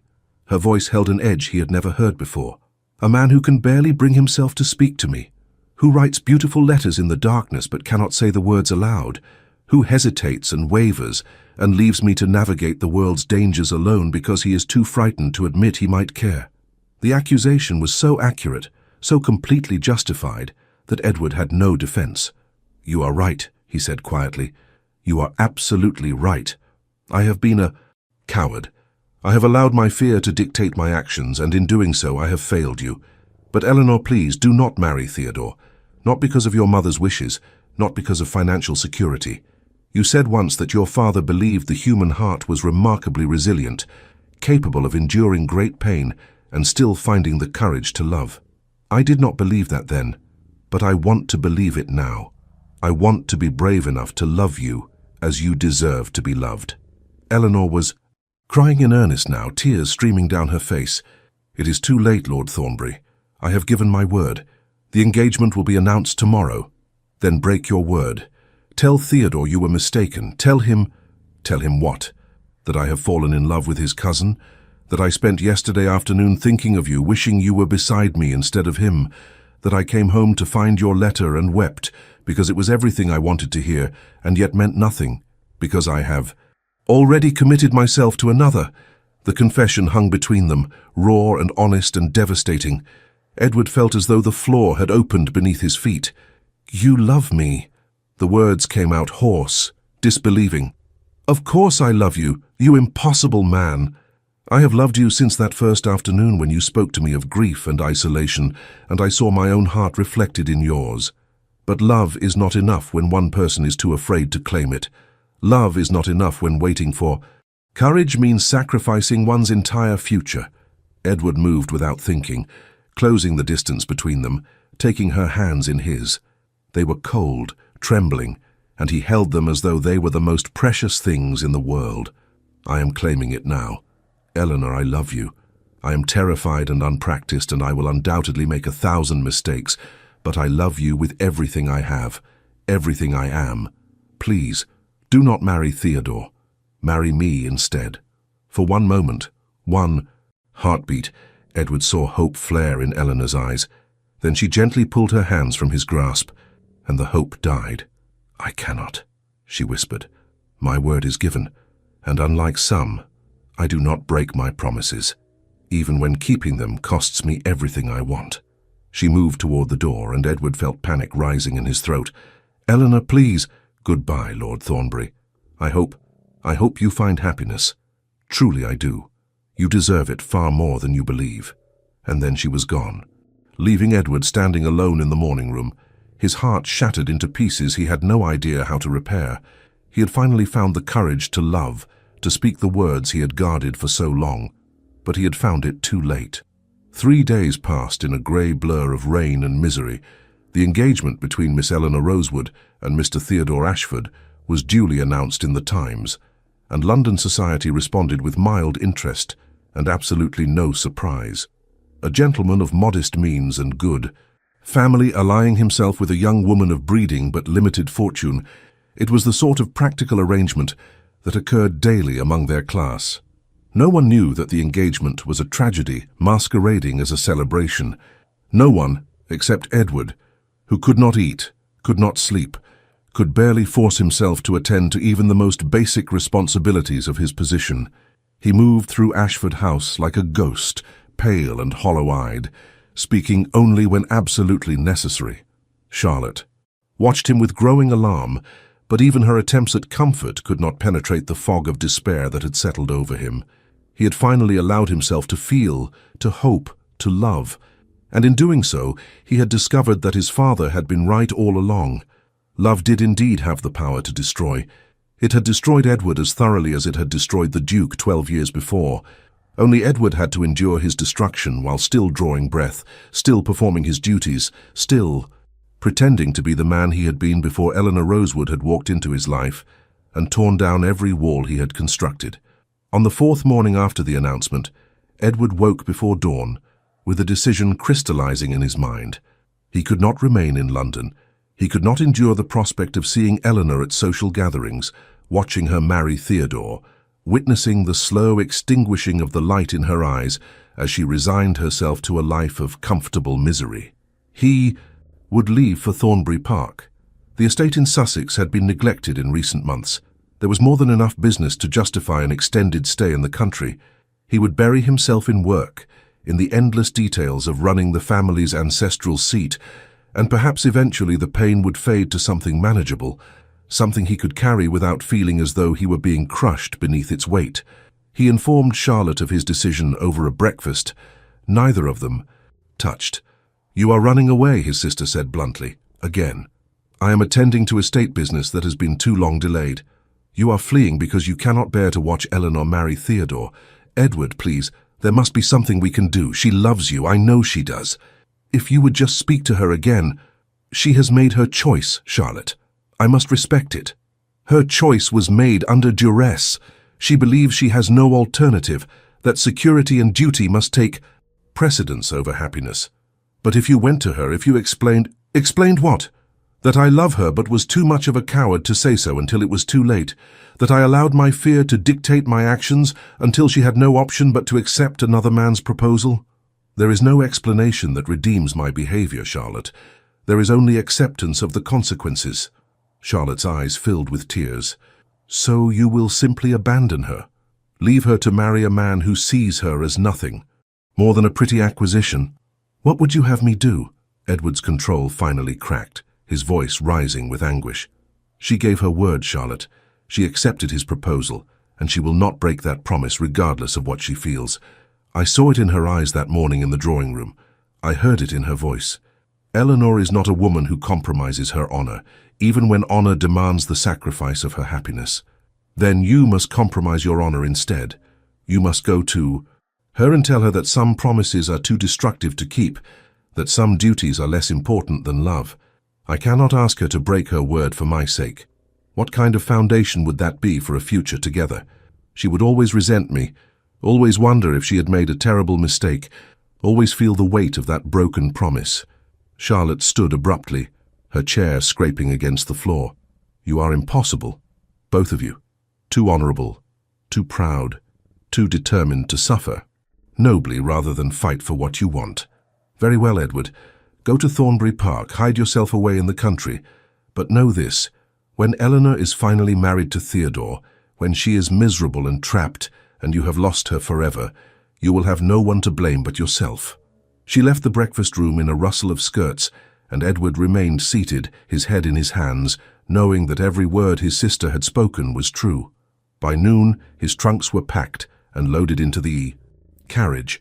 By 1 o'clock he was ready to depart. Charlotte refused to see him off, still angry and heartbroken on behalf of both her brother and her friend. Only his mother appeared in the entrance hall as Edward prepared to leave. "You are making a mistake, Edward," the Dowager Countess said quietly. "Running away will not diminish the pain. It will merely postpone it." "I know, Mother, but postponement is all I can manage at present." His mother studied him with sad, knowing eyes. "When your father died, I thought I would never survive the grief. The world seemed to have lost all color, all meaning. And then I looked at you and Charlotte, and I realized I had a choice. I could allow the loss to destroy me, or I could find a way to carry it and continue living. I chose life, Edward. Diminished, perhaps, less joyful than before, but still life, with all its small pleasures and quiet satisfactions. And you believe I am not choosing life? I believe you are choosing existence. There is a difference, my darling boy, a profound difference." Edward embraced his mother, feeling her frailty beneath his hands, and for a moment he was a child again, seeking comfort in her arms. "I do not know how to be otherwise, Mother. I have forgotten how to live, if I ever knew at all." "Then learn again. It is never too late to learn." But as Edward's carriage rolled through the streets of London toward the southern road that would take him to Sussex, he could not share his mother's optimism. Some lessons, he thought, could only be learned at the proper time, and his time for learning how to love, how to be vulnerable, how to fight for what he wanted, that time had passed. The journey to Thornbury Park took the better part of the day. The rain that had plagued London for the past week followed him into the countryside, turning the roads to mud and the landscape to monochrome grey. Edward sat in his carriage and watched the familiar scenery pass, the villages he had known since childhood, the fields his family had owned for generations, the ancient trees that had witnessed centuries of Ashford history. None of it moved him.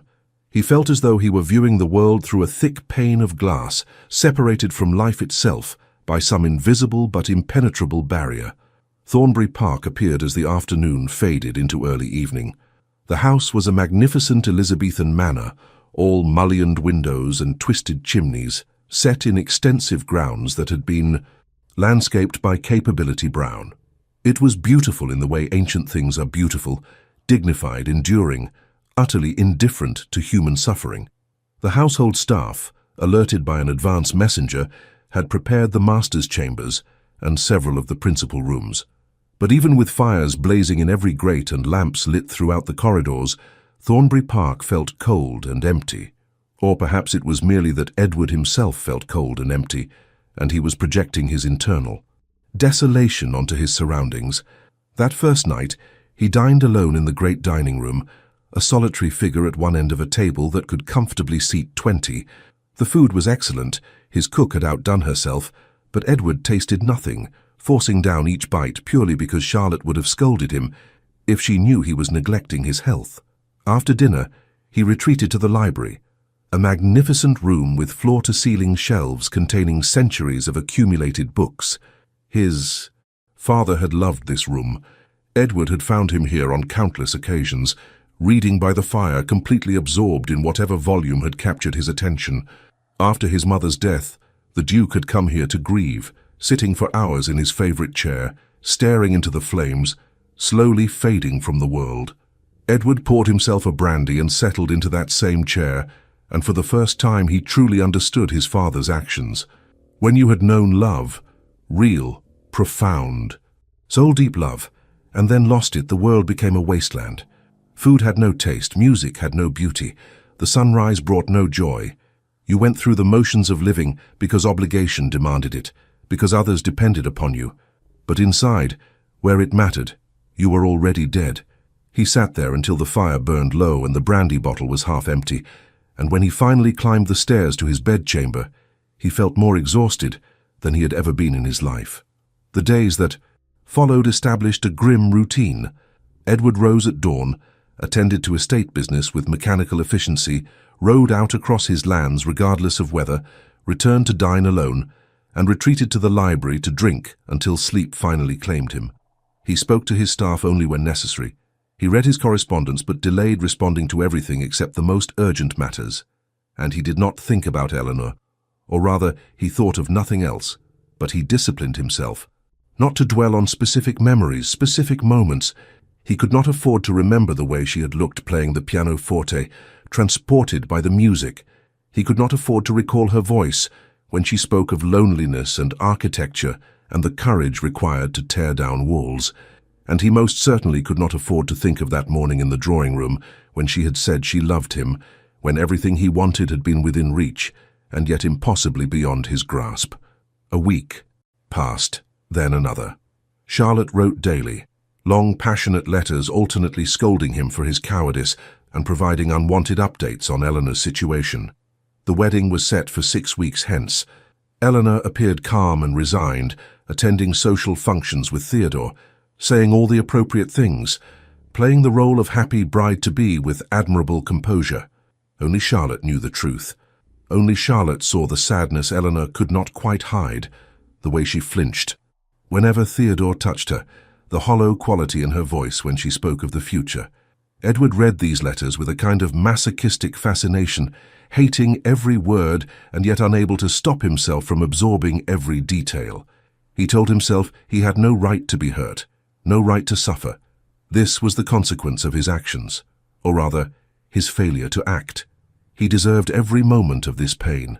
But late at night, alone in the library with only the dying fire for company, Edward would allow himself to imagine an alternative history, a history in which he had overcome his fear sooner, had gone to Eleanor before Theodore proposed, had found the courage to speak the words that might have changed everything. In that imagined history, Eleanor would have smiled.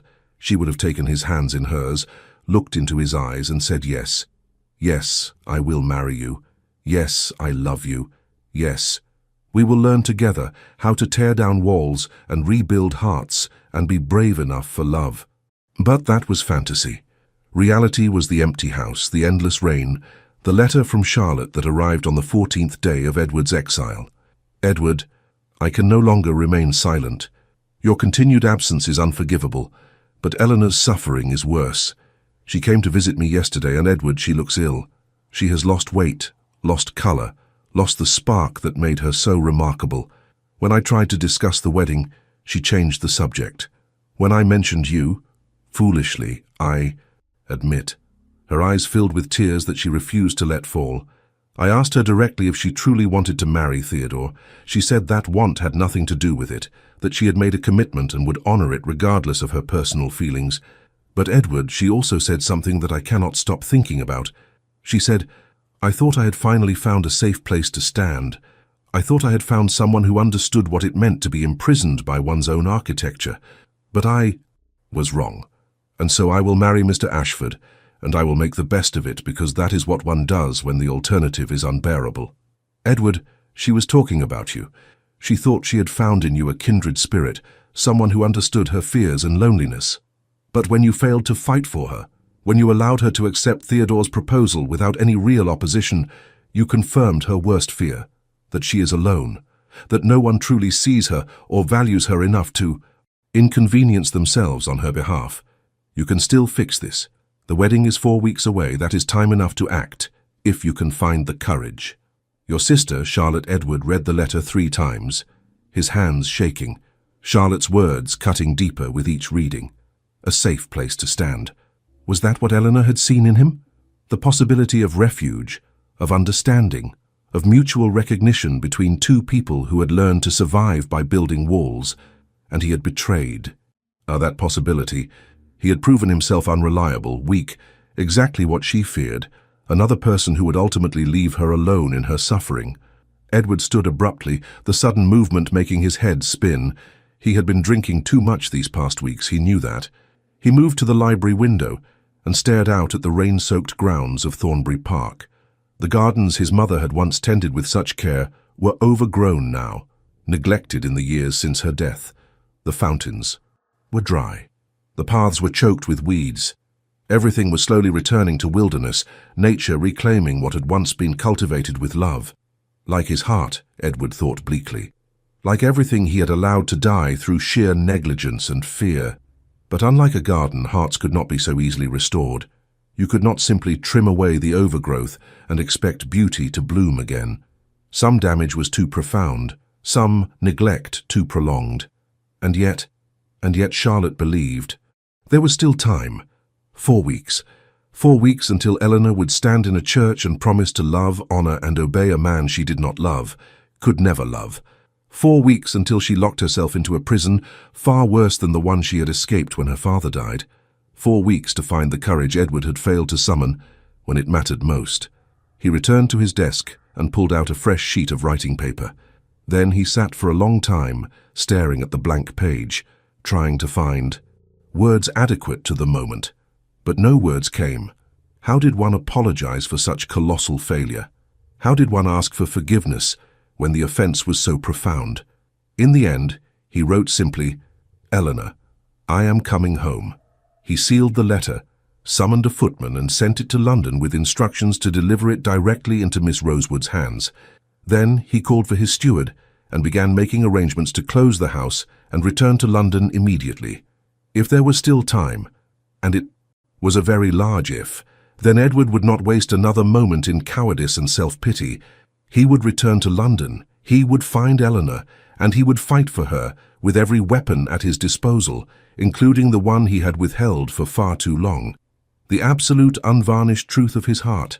As his staff scrambled to prepare for his departure, Edward climbed the stairs to his bedchamber and opened the drawer where he kept his most precious possessions. There, wrapped in velvet, was his mother's engagement ring, a sapphire surrounded by diamonds, beautiful and elegant and entirely unsuitable for the sort of marriage Theodore would offer Eleanor, but perfect for the kind of marriage Edward hoped to offer instead. A marriage built on understanding, on mutual recognition, on the courage to be vulnerable with one another. A marriage that would be a safe place to stand, a refuge from the world's cruelties, if she would still have him, if he was not too late. Edward closed his fist around the ring and allowed himself for the first time in 2 weeks to feel something other than despair. He allowed himself to feel hope. Edward's carriage departed Thornbury Park before dawn, racing through the grey morning toward London with an urgency that matched the pounding of his heart. He had not slept, had not even attempted to sleep, but exhaustion felt distant, irrelevant. Every thought, every particle of his being was focused on a single purpose: reaching Eleanor before his courage failed again, before circumstances made action impossible. The journey that had taken the better part of a day on his journey south was accomplished in barely 6 hours of hard driving, the horses pushed nearly to their limits.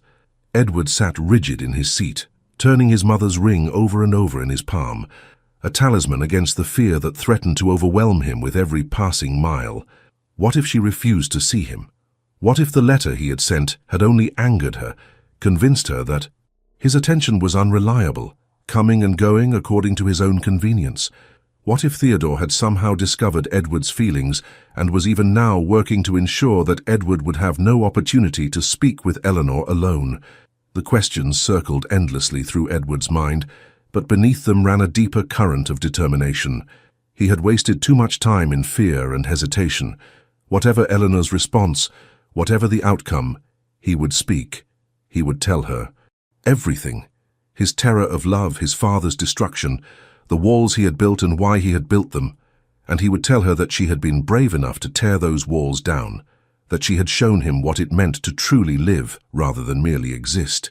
He would tell her that he loved her with a desperation that frightened him, and a certainty that gave him strength. And then he would accept whatever judgment she rendered. The carriage entered London just after noon.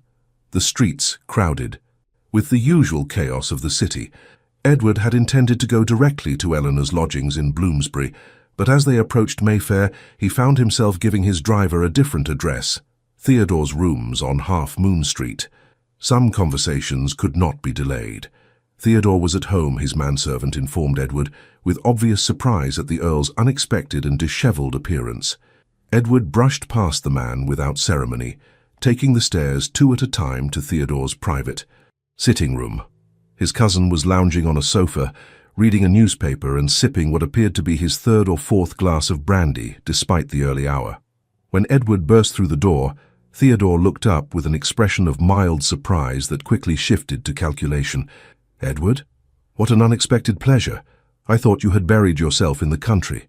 Come to congratulate me on my impending nuptials, have you?"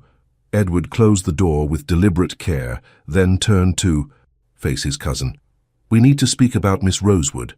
Ah, I wondered when you might work yourself up to this conversation. Theodore set down his newspaper and glass, regarding Edward with a smirk that made Edward's fists clench. Let me save us both some time, cousin. Yes, I know you have feelings for her. It has been painfully obvious to anyone with eyes. And yes, I pursued her specifically because I knew it would pain you. Consider it revenge for all the years you have looked down on me, with that superior air of yours, judging my choices while pretending you were above such base emotions as jealousy or desire. Edward felt rage rising in his throat, white-hot and barely controlled. So this entire engagement is merely an exercise in spite? You are planning to marry Eleanor, to bind her to you for life, simply to wound me. Oh, it is not only spite, though that is certainly a delicious component. Theodore stood, moving to pour himself another brandy. Miss Rosewood is exactly what I need, respectable, well-bred, intelligent enough to manage a household, but not so clever as to be troublesome. She will give me the social standing I require to advance my interests, and she is pretty enough that I will not be ashamed to be seen with her. The fact that marrying her will torture you is merely an added benefit. She does not love you. Of course she does not love me. Love is irrelevant. She needs security, and I need a wife who will not question my authority or interfere with my pursuits. It is a perfectly reasonable arrangement. You disgust me, Edward said quietly, the words all the more forceful for their lack of volume. Theodore laughed, a harsh sound without humor. I disgust you? How delightfully hypocritical, Edward. You had every opportunity to win her. She was half in love with you from the moment you met. Any fool could see it. But you were too frightened, too damaged by your father's weakness to act on your feelings. And so she accepted my proposal. Because I at least was willing to say the words, to make the commitment, to offer her the security you were too cowardly to provide. Every word was true, and that made them hurt all the more. Edward forced himself to remain calm, to think, rather than simply react. What will it take for you to release her from this engagement? Theodore's eyebrows rose. Release her? My dear Edward, why on earth would I do that? Name your price. Money, property, political influence, whatever you want, I will. I provide it. Just end the engagement and leave Eleanor alone. And if I refuse, then I will make it my life's work to destroy you.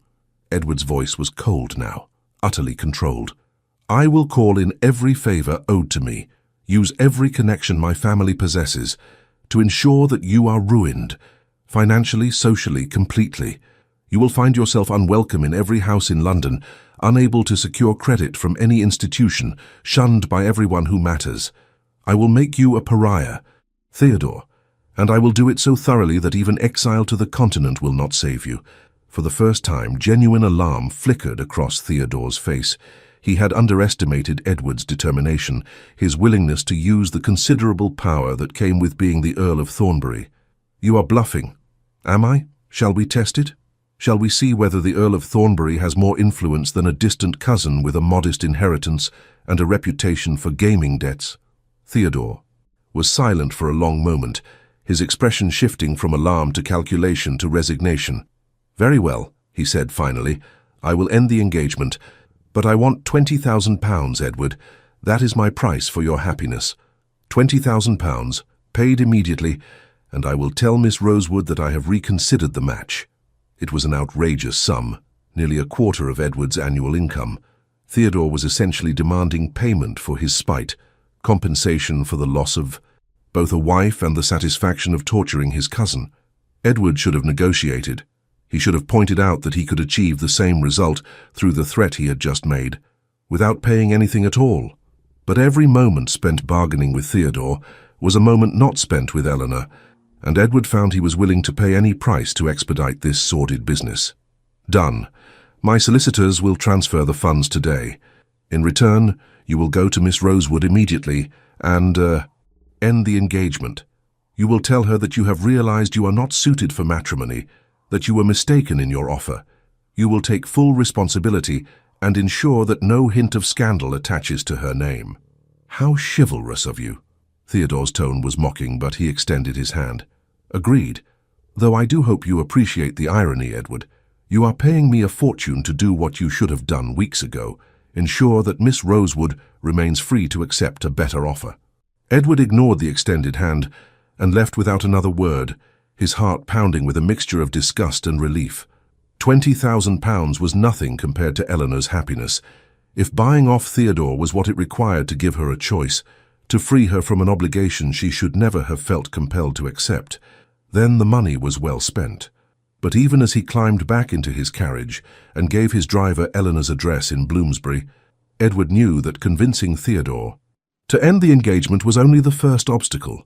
The greater challenge lay ahead, convincing Eleanor that Edward's love was real, enduring, and worth the risk of trusting again. The journey to Bloomsbury seemed to take an eternity, though in reality it was barely 20 minutes. When the carriage finally drew to a halt outside the modest townhouse where Eleanor lodged with her mother, Edward sat for a long moment, gathering himself. He had rehearsed what he would say 1,000 times during the cow, a journey from Sussex. But now, with the moment at hand, every carefully prepared speech fled his mind. There was only the truth, raw and unadorned, and the desperate hope that it would be enough. He climbed the steps and knocked on the door with a hand that trembled slightly. An elderly maid answered, her eyes widening at the sight of the Earl of Thornbury standing on her doorstep. "Is Miss Rosewood at home? Please, it is urgent that I speak with her." The maid bobbed a curtsy, clearly flustered. I shall inquire, my lord. Please wait here." She disappeared into the house, leaving Edward standing in the entrance hall.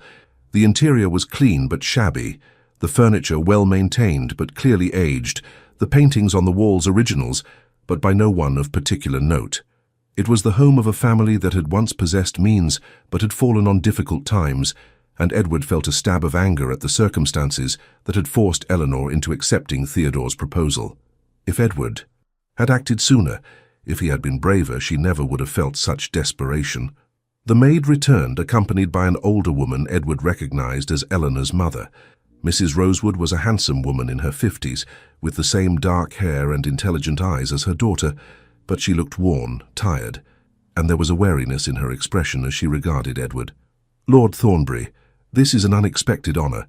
May I inquire as to the nature of your visit?" "I need to speak with your daughter, Mrs. Rosewood. It is a matter of great urgency." Mrs. Rosewood's expression hardened. "My daughter is engaged to Mr. Theodore Ashford, as I am certain you know. It would not be appropriate for her to receive calls from other gentlemen, particularly not from Mr. Ashford's cousin." "I understand your concerns, madam, but I must insist. What I have to say to Miss Rosewood cannot wait. Lord Thornbury, I do not know what has passed between you and Eleanor, but I will not allow you to disturb her peace of mind.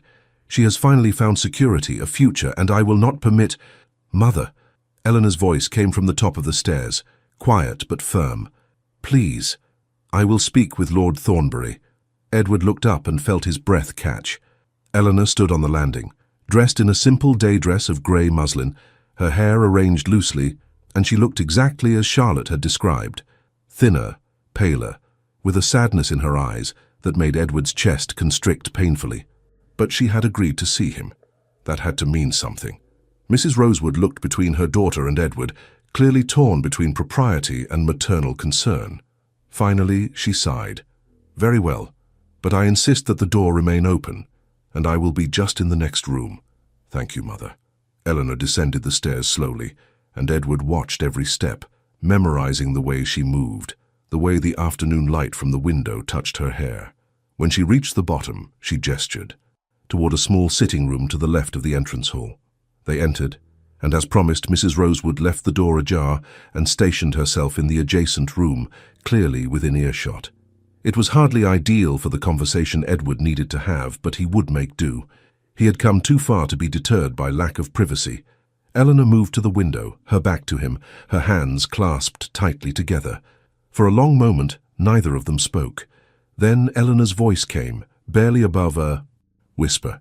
"I received your letter, the one you sent from Thornbury Park." "I am coming home," Edward quoted softly. 3 words, hardly adequate to convey what I intended. "And what did you intend to convey, Lord Thornbury?" The formality of her address stung, but Edward understood it. She was protecting herself, maintaining distance, because the alternative was too dangerous. That I was wrong to leave, that I should never have retreated to the country when you needed me most, that I have spent 2 weeks in hell knowing that my cowardice had cost us both everything we might have had. Eleanor turned to face him, and Edward saw that her eyes were bright with unshed tears. You came to tell me you regret your cowardice. Is that supposed to comfort me, my lord? To know that you suffer while I prepare to marry a man I do not love, to bind myself for life to someone who sees me as an acquisition rather than a person? No. Edward took a step forward, then stopped himself, maintaining the distance she clearly needed. I came to tell you that the engagement is over. Theodore is ending it even as we speak. You are free, Eleanor. Free to make whatever choice you wish, without the pressure of obligation or financial necessity. Eleanor stared at him, her expression shifting from confusion to disbelief, to something that might have been hope. I do not understand. Why would Theodore end the engagement? He has been quite clear about his intentions. The wedding is less than a month away. I paid him to release you, Edward said bluntly. £20,000. It seemed a small price for your happiness.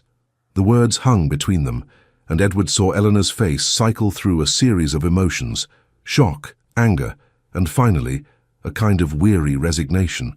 You paid him, she repeated flatly. You paid him to release me, as though I were a horse or a painting he had agreed to sell. Eleanor, please. No. Her voice was sharp now, with an edge Edward had never heard before. Do you have any idea how that makes me feel? To know that my freedom was purchased like a commodity at market, that Theodore was willing to trade me for money and you were willing to pay the price. I did not know what else to do. He refused to end the engagement willingly, and I could not bear the thought of you marrying him, of you sacrificing your happiness for security that I could have provided if I had not been such a fool. If you had not been such a fool. Eleanor's laugh was bitter. Lord Thornbury, your timing is extraordinary. You remain silent when your words might have mattered. You retreat to the country when your presence might have made a difference. And now, when I have accepted my fate, when I have made peace with the life ahead of me, you return with grand gestures and purchased freedom. What am I supposed to do with that? How am I supposed to trust that you will not disappear again the moment things become difficult or frightening? Edward felt each word, like a blow, but he forced himself to remain still, to accept the justifiable anger in Eleanor's voice. You are right, he said quietly, about all of it. I have been a coward. I have failed you repeatedly. I have no excuse except fear, and fear is no excuse at all when the alternative is losing you. And yet you allowed me to accept Theodore's proposal. You stood by and watched while I committed myself to a man I did not love, because you were too frightened to offer an alternative. Yes. The admission felt like tearing something vital from his chest. I did, because I was terrified that loving you would destroy me as love destroyed my father. I watched him die of grief, Eleanor. I watched love strip away his dignity, his reason, his will to live. And I vowed that I would never allow myself to be so vulnerable, never give another person such power over my heart. And so you built walls, Eleanor said softly, the anger draining from her voice, replaced by a weary understanding. Just as I did, just as we both did, because we learned that love means loss and loss means unbearable pain. Yes. Edward moved closer, drawn by the shift in her tone, by the recognition that she understood what he had been too afraid to articulate. But you were braver than I was, Eleanor. You tore down your walls. You allowed yourself to feel, to hope, to reach out despite the risk. And I rebuilt mine higher and stronger, convinced that isolation was safety. Eleanor's eyes were swimming with tears now, and she pressed her hand to her mouth, trying to contain them. I thought you understood, she whispered. That day on the staircase, when we spoke of architecture and imprisonment, I thought you saw me, truly saw me, in a way no one else ever had. And then you disappeared. You wrote that beautiful letter too late. You hesitated when decisiveness was required, and you left me alone to make choices I should never have had to make. I know. Edward closed the remaining distance between them, stopping just short of touching her, though every instinct urged him to take her in his arms. I know, and I'm so profoundly sorry. You deserved better. You deserved someone brave enough to love you without reservation, without fear, without the endless calculations that prevented me from simply telling you the truth. And what is the truth, Lord Thornbury? Eleanor looked up at him, and in her eyes Edward saw pain and longing and a desperate need to believe. "What is the truth you have finally found the courage to speak?" Edward took a breath, feeling as though he stood on the edge of a precipice, and then he stepped forward into the unknown. "The truth is that I love you with an intensity that terrifies me. The truth is that you have torn down every wall I spent 12 years building, and I am standing here naked and defenseless, offering you a heart that is broken and badly maintained, but entirely yours if you will have it. The truth is that I will spend the rest of my life trying to deserve you, trying to be brave enough to love you as you deserve to be loved, openly, honestly, without reservation." Edward reached into his pocket and pulled out his mother's ring, holding it between them like an offering. "The truth is that I am asking you to marry me, not because you need my protection or my money or my social position, but because I need you, Eleanor. I need your courage and your honesty and your willingness to see past the facade to the frightened man beneath. I need you to teach me how to live again, how to feel again, how to be human again rather than just a collection of duties and obligations." A single tear slid down Eleanor's cheek, and Edward lifted his hand to brush it away, his fingers trembling as they touched her skin for the first time since that morning in the drawing room weeks ago. "I am not asking you to forget my failures," he continued, his voice rough with emotion. "I am not asking you to pretend they never happened. I am only asking you to believe that I have finally learned what you tried to teach me, that love is worth the risk, that vulnerability is strength, and that some walls must be torn down, even when it feels like tearing down the structure of oneself." Eleanor closed her eyes, more tears falling, and Edward waited, his heart suspended, while she struggled with a decision he had no right to influence. When she finally opened her eyes, Edward saw something shift in their depths, some final barrier crumbling. "I want to believe you," she whispered. "I want to believe that you have truly changed, that you will not retreat again when things become difficult. But Edward, I am terrified. I have lost so much already. My father, my security, nearly my hope. If I trust you and you fail me again, I am not certain I will survive it." "Then do not trust me entirely," Edward said, a desperate plan forming even as he spoke. "Not yet. Test me, Eleanor. Give me tasks to prove myself. Set conditions that must be met before you accept my proposal. I will do whatever you require to demonstrate that my love is real, that my commitment is unwavering." Eleanor shook her head slowly, a small smile touching her lips despite the tears. "I do not want tasks or tests or conditions, Edward. I want—" She paused, searching for words. "I want to know that when you say you love me, you understand what that means, that it is not simply a feeling to be protected or controlled, but a force that will change us both, that it requires us to be brave not once but every day in 1,000 small ways." "I do understand that," Edward said with quiet conviction. "Or rather, I am beginning to understand it, and I am willing to learn the rest if you will teach me." He held out the ring again, his hand steady now, his gaze never leaving Eleanor's face. "Marry me, Eleanor Rosewood, not because it is practical or sensible or the best option available. Marry me because when you play the pianoforte, I hear my own heart in the music. Marry me because you are the only person who has ever made me want to tear down walls rather than build them higher.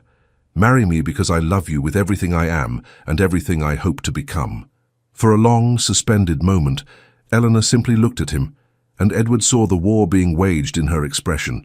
Fear against hope, caution against desire, the learned need for self-protection against the desperate wish to be known and loved completely. And then, so quietly that Edward almost missed it, she whispered, "Yes." Edward's heart stopped, then started again with painful force. "Yes? Yes, I will marry you, Edward Ashford. I will marry you despite every sensible objection, despite the pain you have caused, despite my terror that you will break my heart. I will marry you because I love you too, and because I believe, I have to believe, that we can learn together how to be brave enough for love." Edward closed the remaining distance between them, taking Eleanor's face in his hands with a gentleness that belied the intensity of his emotion. For a moment, they simply looked at each other, and Edward saw reflected in Eleanor's eyes the same mixture of fear and hope and determination that he felt in his own heart. "I will not fail you again," he said, his voice breaking. "I swear it, Eleanor. I will not be perfect. I will make mistakes. I will struggle with my old habits. I will have moments of fear. But I will not run. I will not retreat. I will stay beside you, and we will learn together how to do this impossible, terrifying, wonderful thing." And then, finally, he kissed her. It was gentle at first, almost hesitant. Two people who had been alone for so long, learning how to connect, how to be vulnerable, how to communicate through touch what words could not adequately convey. But gentleness gave way to passion, hesitation to certainty, and Edward felt as though every wall he had ever built was finally, completely, falling away, leaving him exposed and terrified and more alive than he had been in 12 years. When they finally separated, both breathing unsteadily, Edward saw that Mrs. Rosewood had appeared in the doorway of the sitting room, tears streaming down her face. "Forgive me," she said, not sounding sorry at all. "I know I should not have been listening, but Eleanor is my daughter, and I needed to hear. I needed to know." She pressed her handkerchief to her mouth, unable to continue. Eleanor moved to embrace her mother, and Edward watched as the two women clung to each other, sharing tears that were equal parts grief and joy, release and relief.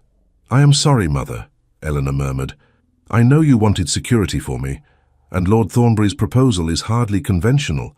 "Your father would have loved him," Mrs. Rosewood interrupted, pulling back to look at her daughter. "Not because of his title or his fortune, but because he sees you, Eleanor. He truly sees you. That is worth more than all the conventional security in the world." She turned to Edward, her expression shifting from maternal emotion to something more appraising. "You will take care of her, Lord Thornbury. You will not allow your fear to make you cruel or distant." "I will spend every day of my life trying to deserve her," Edward said simply. "That is the only promise I can make with absolute certainty." Mrs. Rosewood nodded, apparently satisfied. "Then you have my blessing for what it is worth. Though, I imagine you will need to speak with Eleanor's uncle. He has been acting as head of the family since my husband's death. He will want to be consulted about settlements and such." "Of course. I will call on him tomorrow." Edward took Eleanor's hand, sliding his mother's ring onto her finger. It fit perfectly, the sapphire catching the afternoon light, and Eleanor stared at it as though she could not quite believe it was real. "Your mother's ring," she said softly. "Edward, I cannot possibly—" "You can, and you will. My mother would have wanted you to have it. She saw your quality, Eleanor, in the brief time she knew you. She told me I would be a fool to let you go." Edward smiled, a real smile, the first he had managed in weeks. She was correct, as mothers so often are. The rest of the afternoon passed in a blur of practical arrangements and emotional declarations. Edward sent word to Theodore, ensuring that the engagement was officially ended and that no scandal would attach to Eleanor's name. He sent another message to his solicitors, instructing them to begin preparing marriage settlements that would ensure Eleanor's financial security, regardless of what happened in their marriage. And he sent a third message to Charlotte, informing her that she might want to begin planning a wedding. As the sun began to set, turning the sitting room golden with late afternoon light, Edward sat beside Eleanor on the worn sofa, their hands clasped, speaking of the future they would build together. "I want to live at Thornbury Park," Eleanor said, her head resting against his shoulder. "Not immediately, of course. We will need to spend time in London for the season, but eventually I would like to make our primary home in the country. The house felt so sad when I imagined it empty and neglected. It deserves to be filled with life again." "We will make it so," Edward promised. "We will restore the gardens my mother loved. We will fill the rooms with warmth and laughter.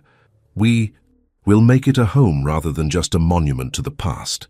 And we will have music," Eleanor added, a smile in her voice. "You must promise me that we will have a truly magnificent pianoforte, and that you will not object when I play for hours at a time." "I will never object. Your playing was one of the first things I loved about you, the way you lose yourself in the music, the way you communicate through sound what words cannot express. Promise me you will play often, Eleanor. Promise me you will never stop sharing that part of yourself. I promise." Eleanor lifted her head to look at him, her expression serious now. "Edward, I need you to promise me something as well. Anything. Promise me that when you are afraid, when the old fears return, when you feel yourself beginning to retreat, you will tell me. You will not disappear into silence or distance. You will speak the fear aloud, and we will face it together. Edward felt the truth and necessity of her request settle into his bones. I promise. No more walls, Eleanor, no more hiding. Even when it is difficult, even when my instinct is to protect myself, I will choose transparency instead. They sealed the promise with another kiss, and this time there was no hesitation, no uncertainty. Only the profound rightness of two people who had found in each other exactly what they needed, not completion, but complementarity. Not someone to fix their brokenness, but someone willing to be broken alongside them and to rebuild. Together, something stronger and more beautiful than either could have created alone. When Edward finally took his leave, as the last light faded from the London sky, Eleanor stood at the window and watched his carriage disappear down the street. And for the first time since her father's death 2 years ago, she felt a sense of peace settle over her heart. She was still afraid. The future was still uncertain. Love was still a risk, still a choice to be vulnerable, still a daily practice of courage. But she was no longer alone in her fear, and that, she thought, made all the difference. In Mayfair, Edward arrived at Ashford House to find Charlotte waiting in the entrance hall, practically vibrating with anticipation. "Well," she demanded, the moment he stepped through the door. "Do not keep me in suspense, Edward. Did she accept?" Edward smiled, a genuine, unguarded expression that made his sister's eyes widen in delight. "She accepted. We are to be married as soon as the banns can." "Be read!" Charlotte shrieked with joy and threw herself into her brother's arms, nearly knocking him over in her enthusiasm. "I knew it! I knew if you would just be brave enough to speak, she would say yes. Oh, Edward, I am so happy I could burst. Eleanor will be my sister, truly my sister, and you will finally have someone who understands you, who sees past all your stuffy propriety to the wonderful man beneath." Edward held his sister close, feeling a swell of gratitude for her persistence, her refusal to allow him to remain isolated in his fear. "Thank you, Charlotte, for refusing to give up on me, for believing I was capable of change even when I did not believe it myself. That is what family does, dear brother. We believe in each other's best selves even when those selves seem impossibly distant." The Dowager Countess appeared at the top of the stairs, drawn by the commotion, and when she saw Edward's face, she descended with a grace that belied her age. "You went to her," she said softly, "and she forgave you." "She did more than forgive me, mother. She agreed to marry me despite every reason to refuse." His mother's eyes filled with tears, and she reached up to cup Edward's face in her hands, exactly as she had done when he was a child. "Your father would be so proud of you, my darling boy, not because you found courage, but because you found it through love, rather than despite it. That is the lesson he wanted you to learn, that love is not weakness, but the greatest strength we possess." Edward closed his eyes, feeling the truth of her words settle into the places that had been hollow for so long. "I understand that now, mother. Finally, I understand." That night, for the first time since Eleanor had accepted Theodore's proposal, Edward slept peacefully. He did not dream of his father's death or his mother's grave. He did not dream of walls and isolation and the endless grey of emotional starvation. Instead, he dreamed of Thornbury Park restored to life, of music drifting through sunlit rooms, of Eleanor laughing as they walked through gardens blooming with flowers his mother had planted years ago. He dreamed of a future built not on duty and obligation, but on love and courage and the daily choice to be vulnerable with another human being. He dreamed, for the first time in 12 years, of happiness. And when he woke the next morning, the dream did not fade. It remained solid and real and achingly close. Not yet. Achieved, but finally, blessedly possible. 3 weeks later, Edward and Eleanor were married in a small ceremony at St. George's Church in Mayfair. The guest list was modest, family and close friends only, but the joy was immeasurable. Charlotte served as maid of honor, weeping throughout the entire ceremony. The Dowager Countess watched with quiet satisfaction, her son finally released from the prison of his own making. And Eleanor's mother smiled through her tears, knowing her daughter had found not just security, but a true partnership. When the vicar asked if anyone present knew of any reason why the couple should not be wed, there was only silence. Theodore was notably absent, having left London immediately after Edward had transferred the £20,000, and no one missed him. As Edward placed the ring on Eleanor's finger, a new ring chosen together to symbolize their shared future, he looked into her eyes and saw reflected there all the fear and hope and determination he felt in his own heart. "I love you," he whispered, the words easy now, natural, as essential as breathing. "I love you," Eleanor whispered back, "and I am not afraid any more." It was not entirely true. Both of them were still afraid, still learning how to trust, still discovering the daily practice of vulnerability. But it was true enough, true in the ways that mattered, true enough to build a life upon. And as they emerged from the church into the bright afternoon sunshine, husband and wife, both of them finally brave enough for love, a single tear fell. Not of sorrow this time, but of joy so profound it could only be expressed through salt and water, and the knowledge that they had finally, after so many false starts and failures and lonely years, found their way home, to each other.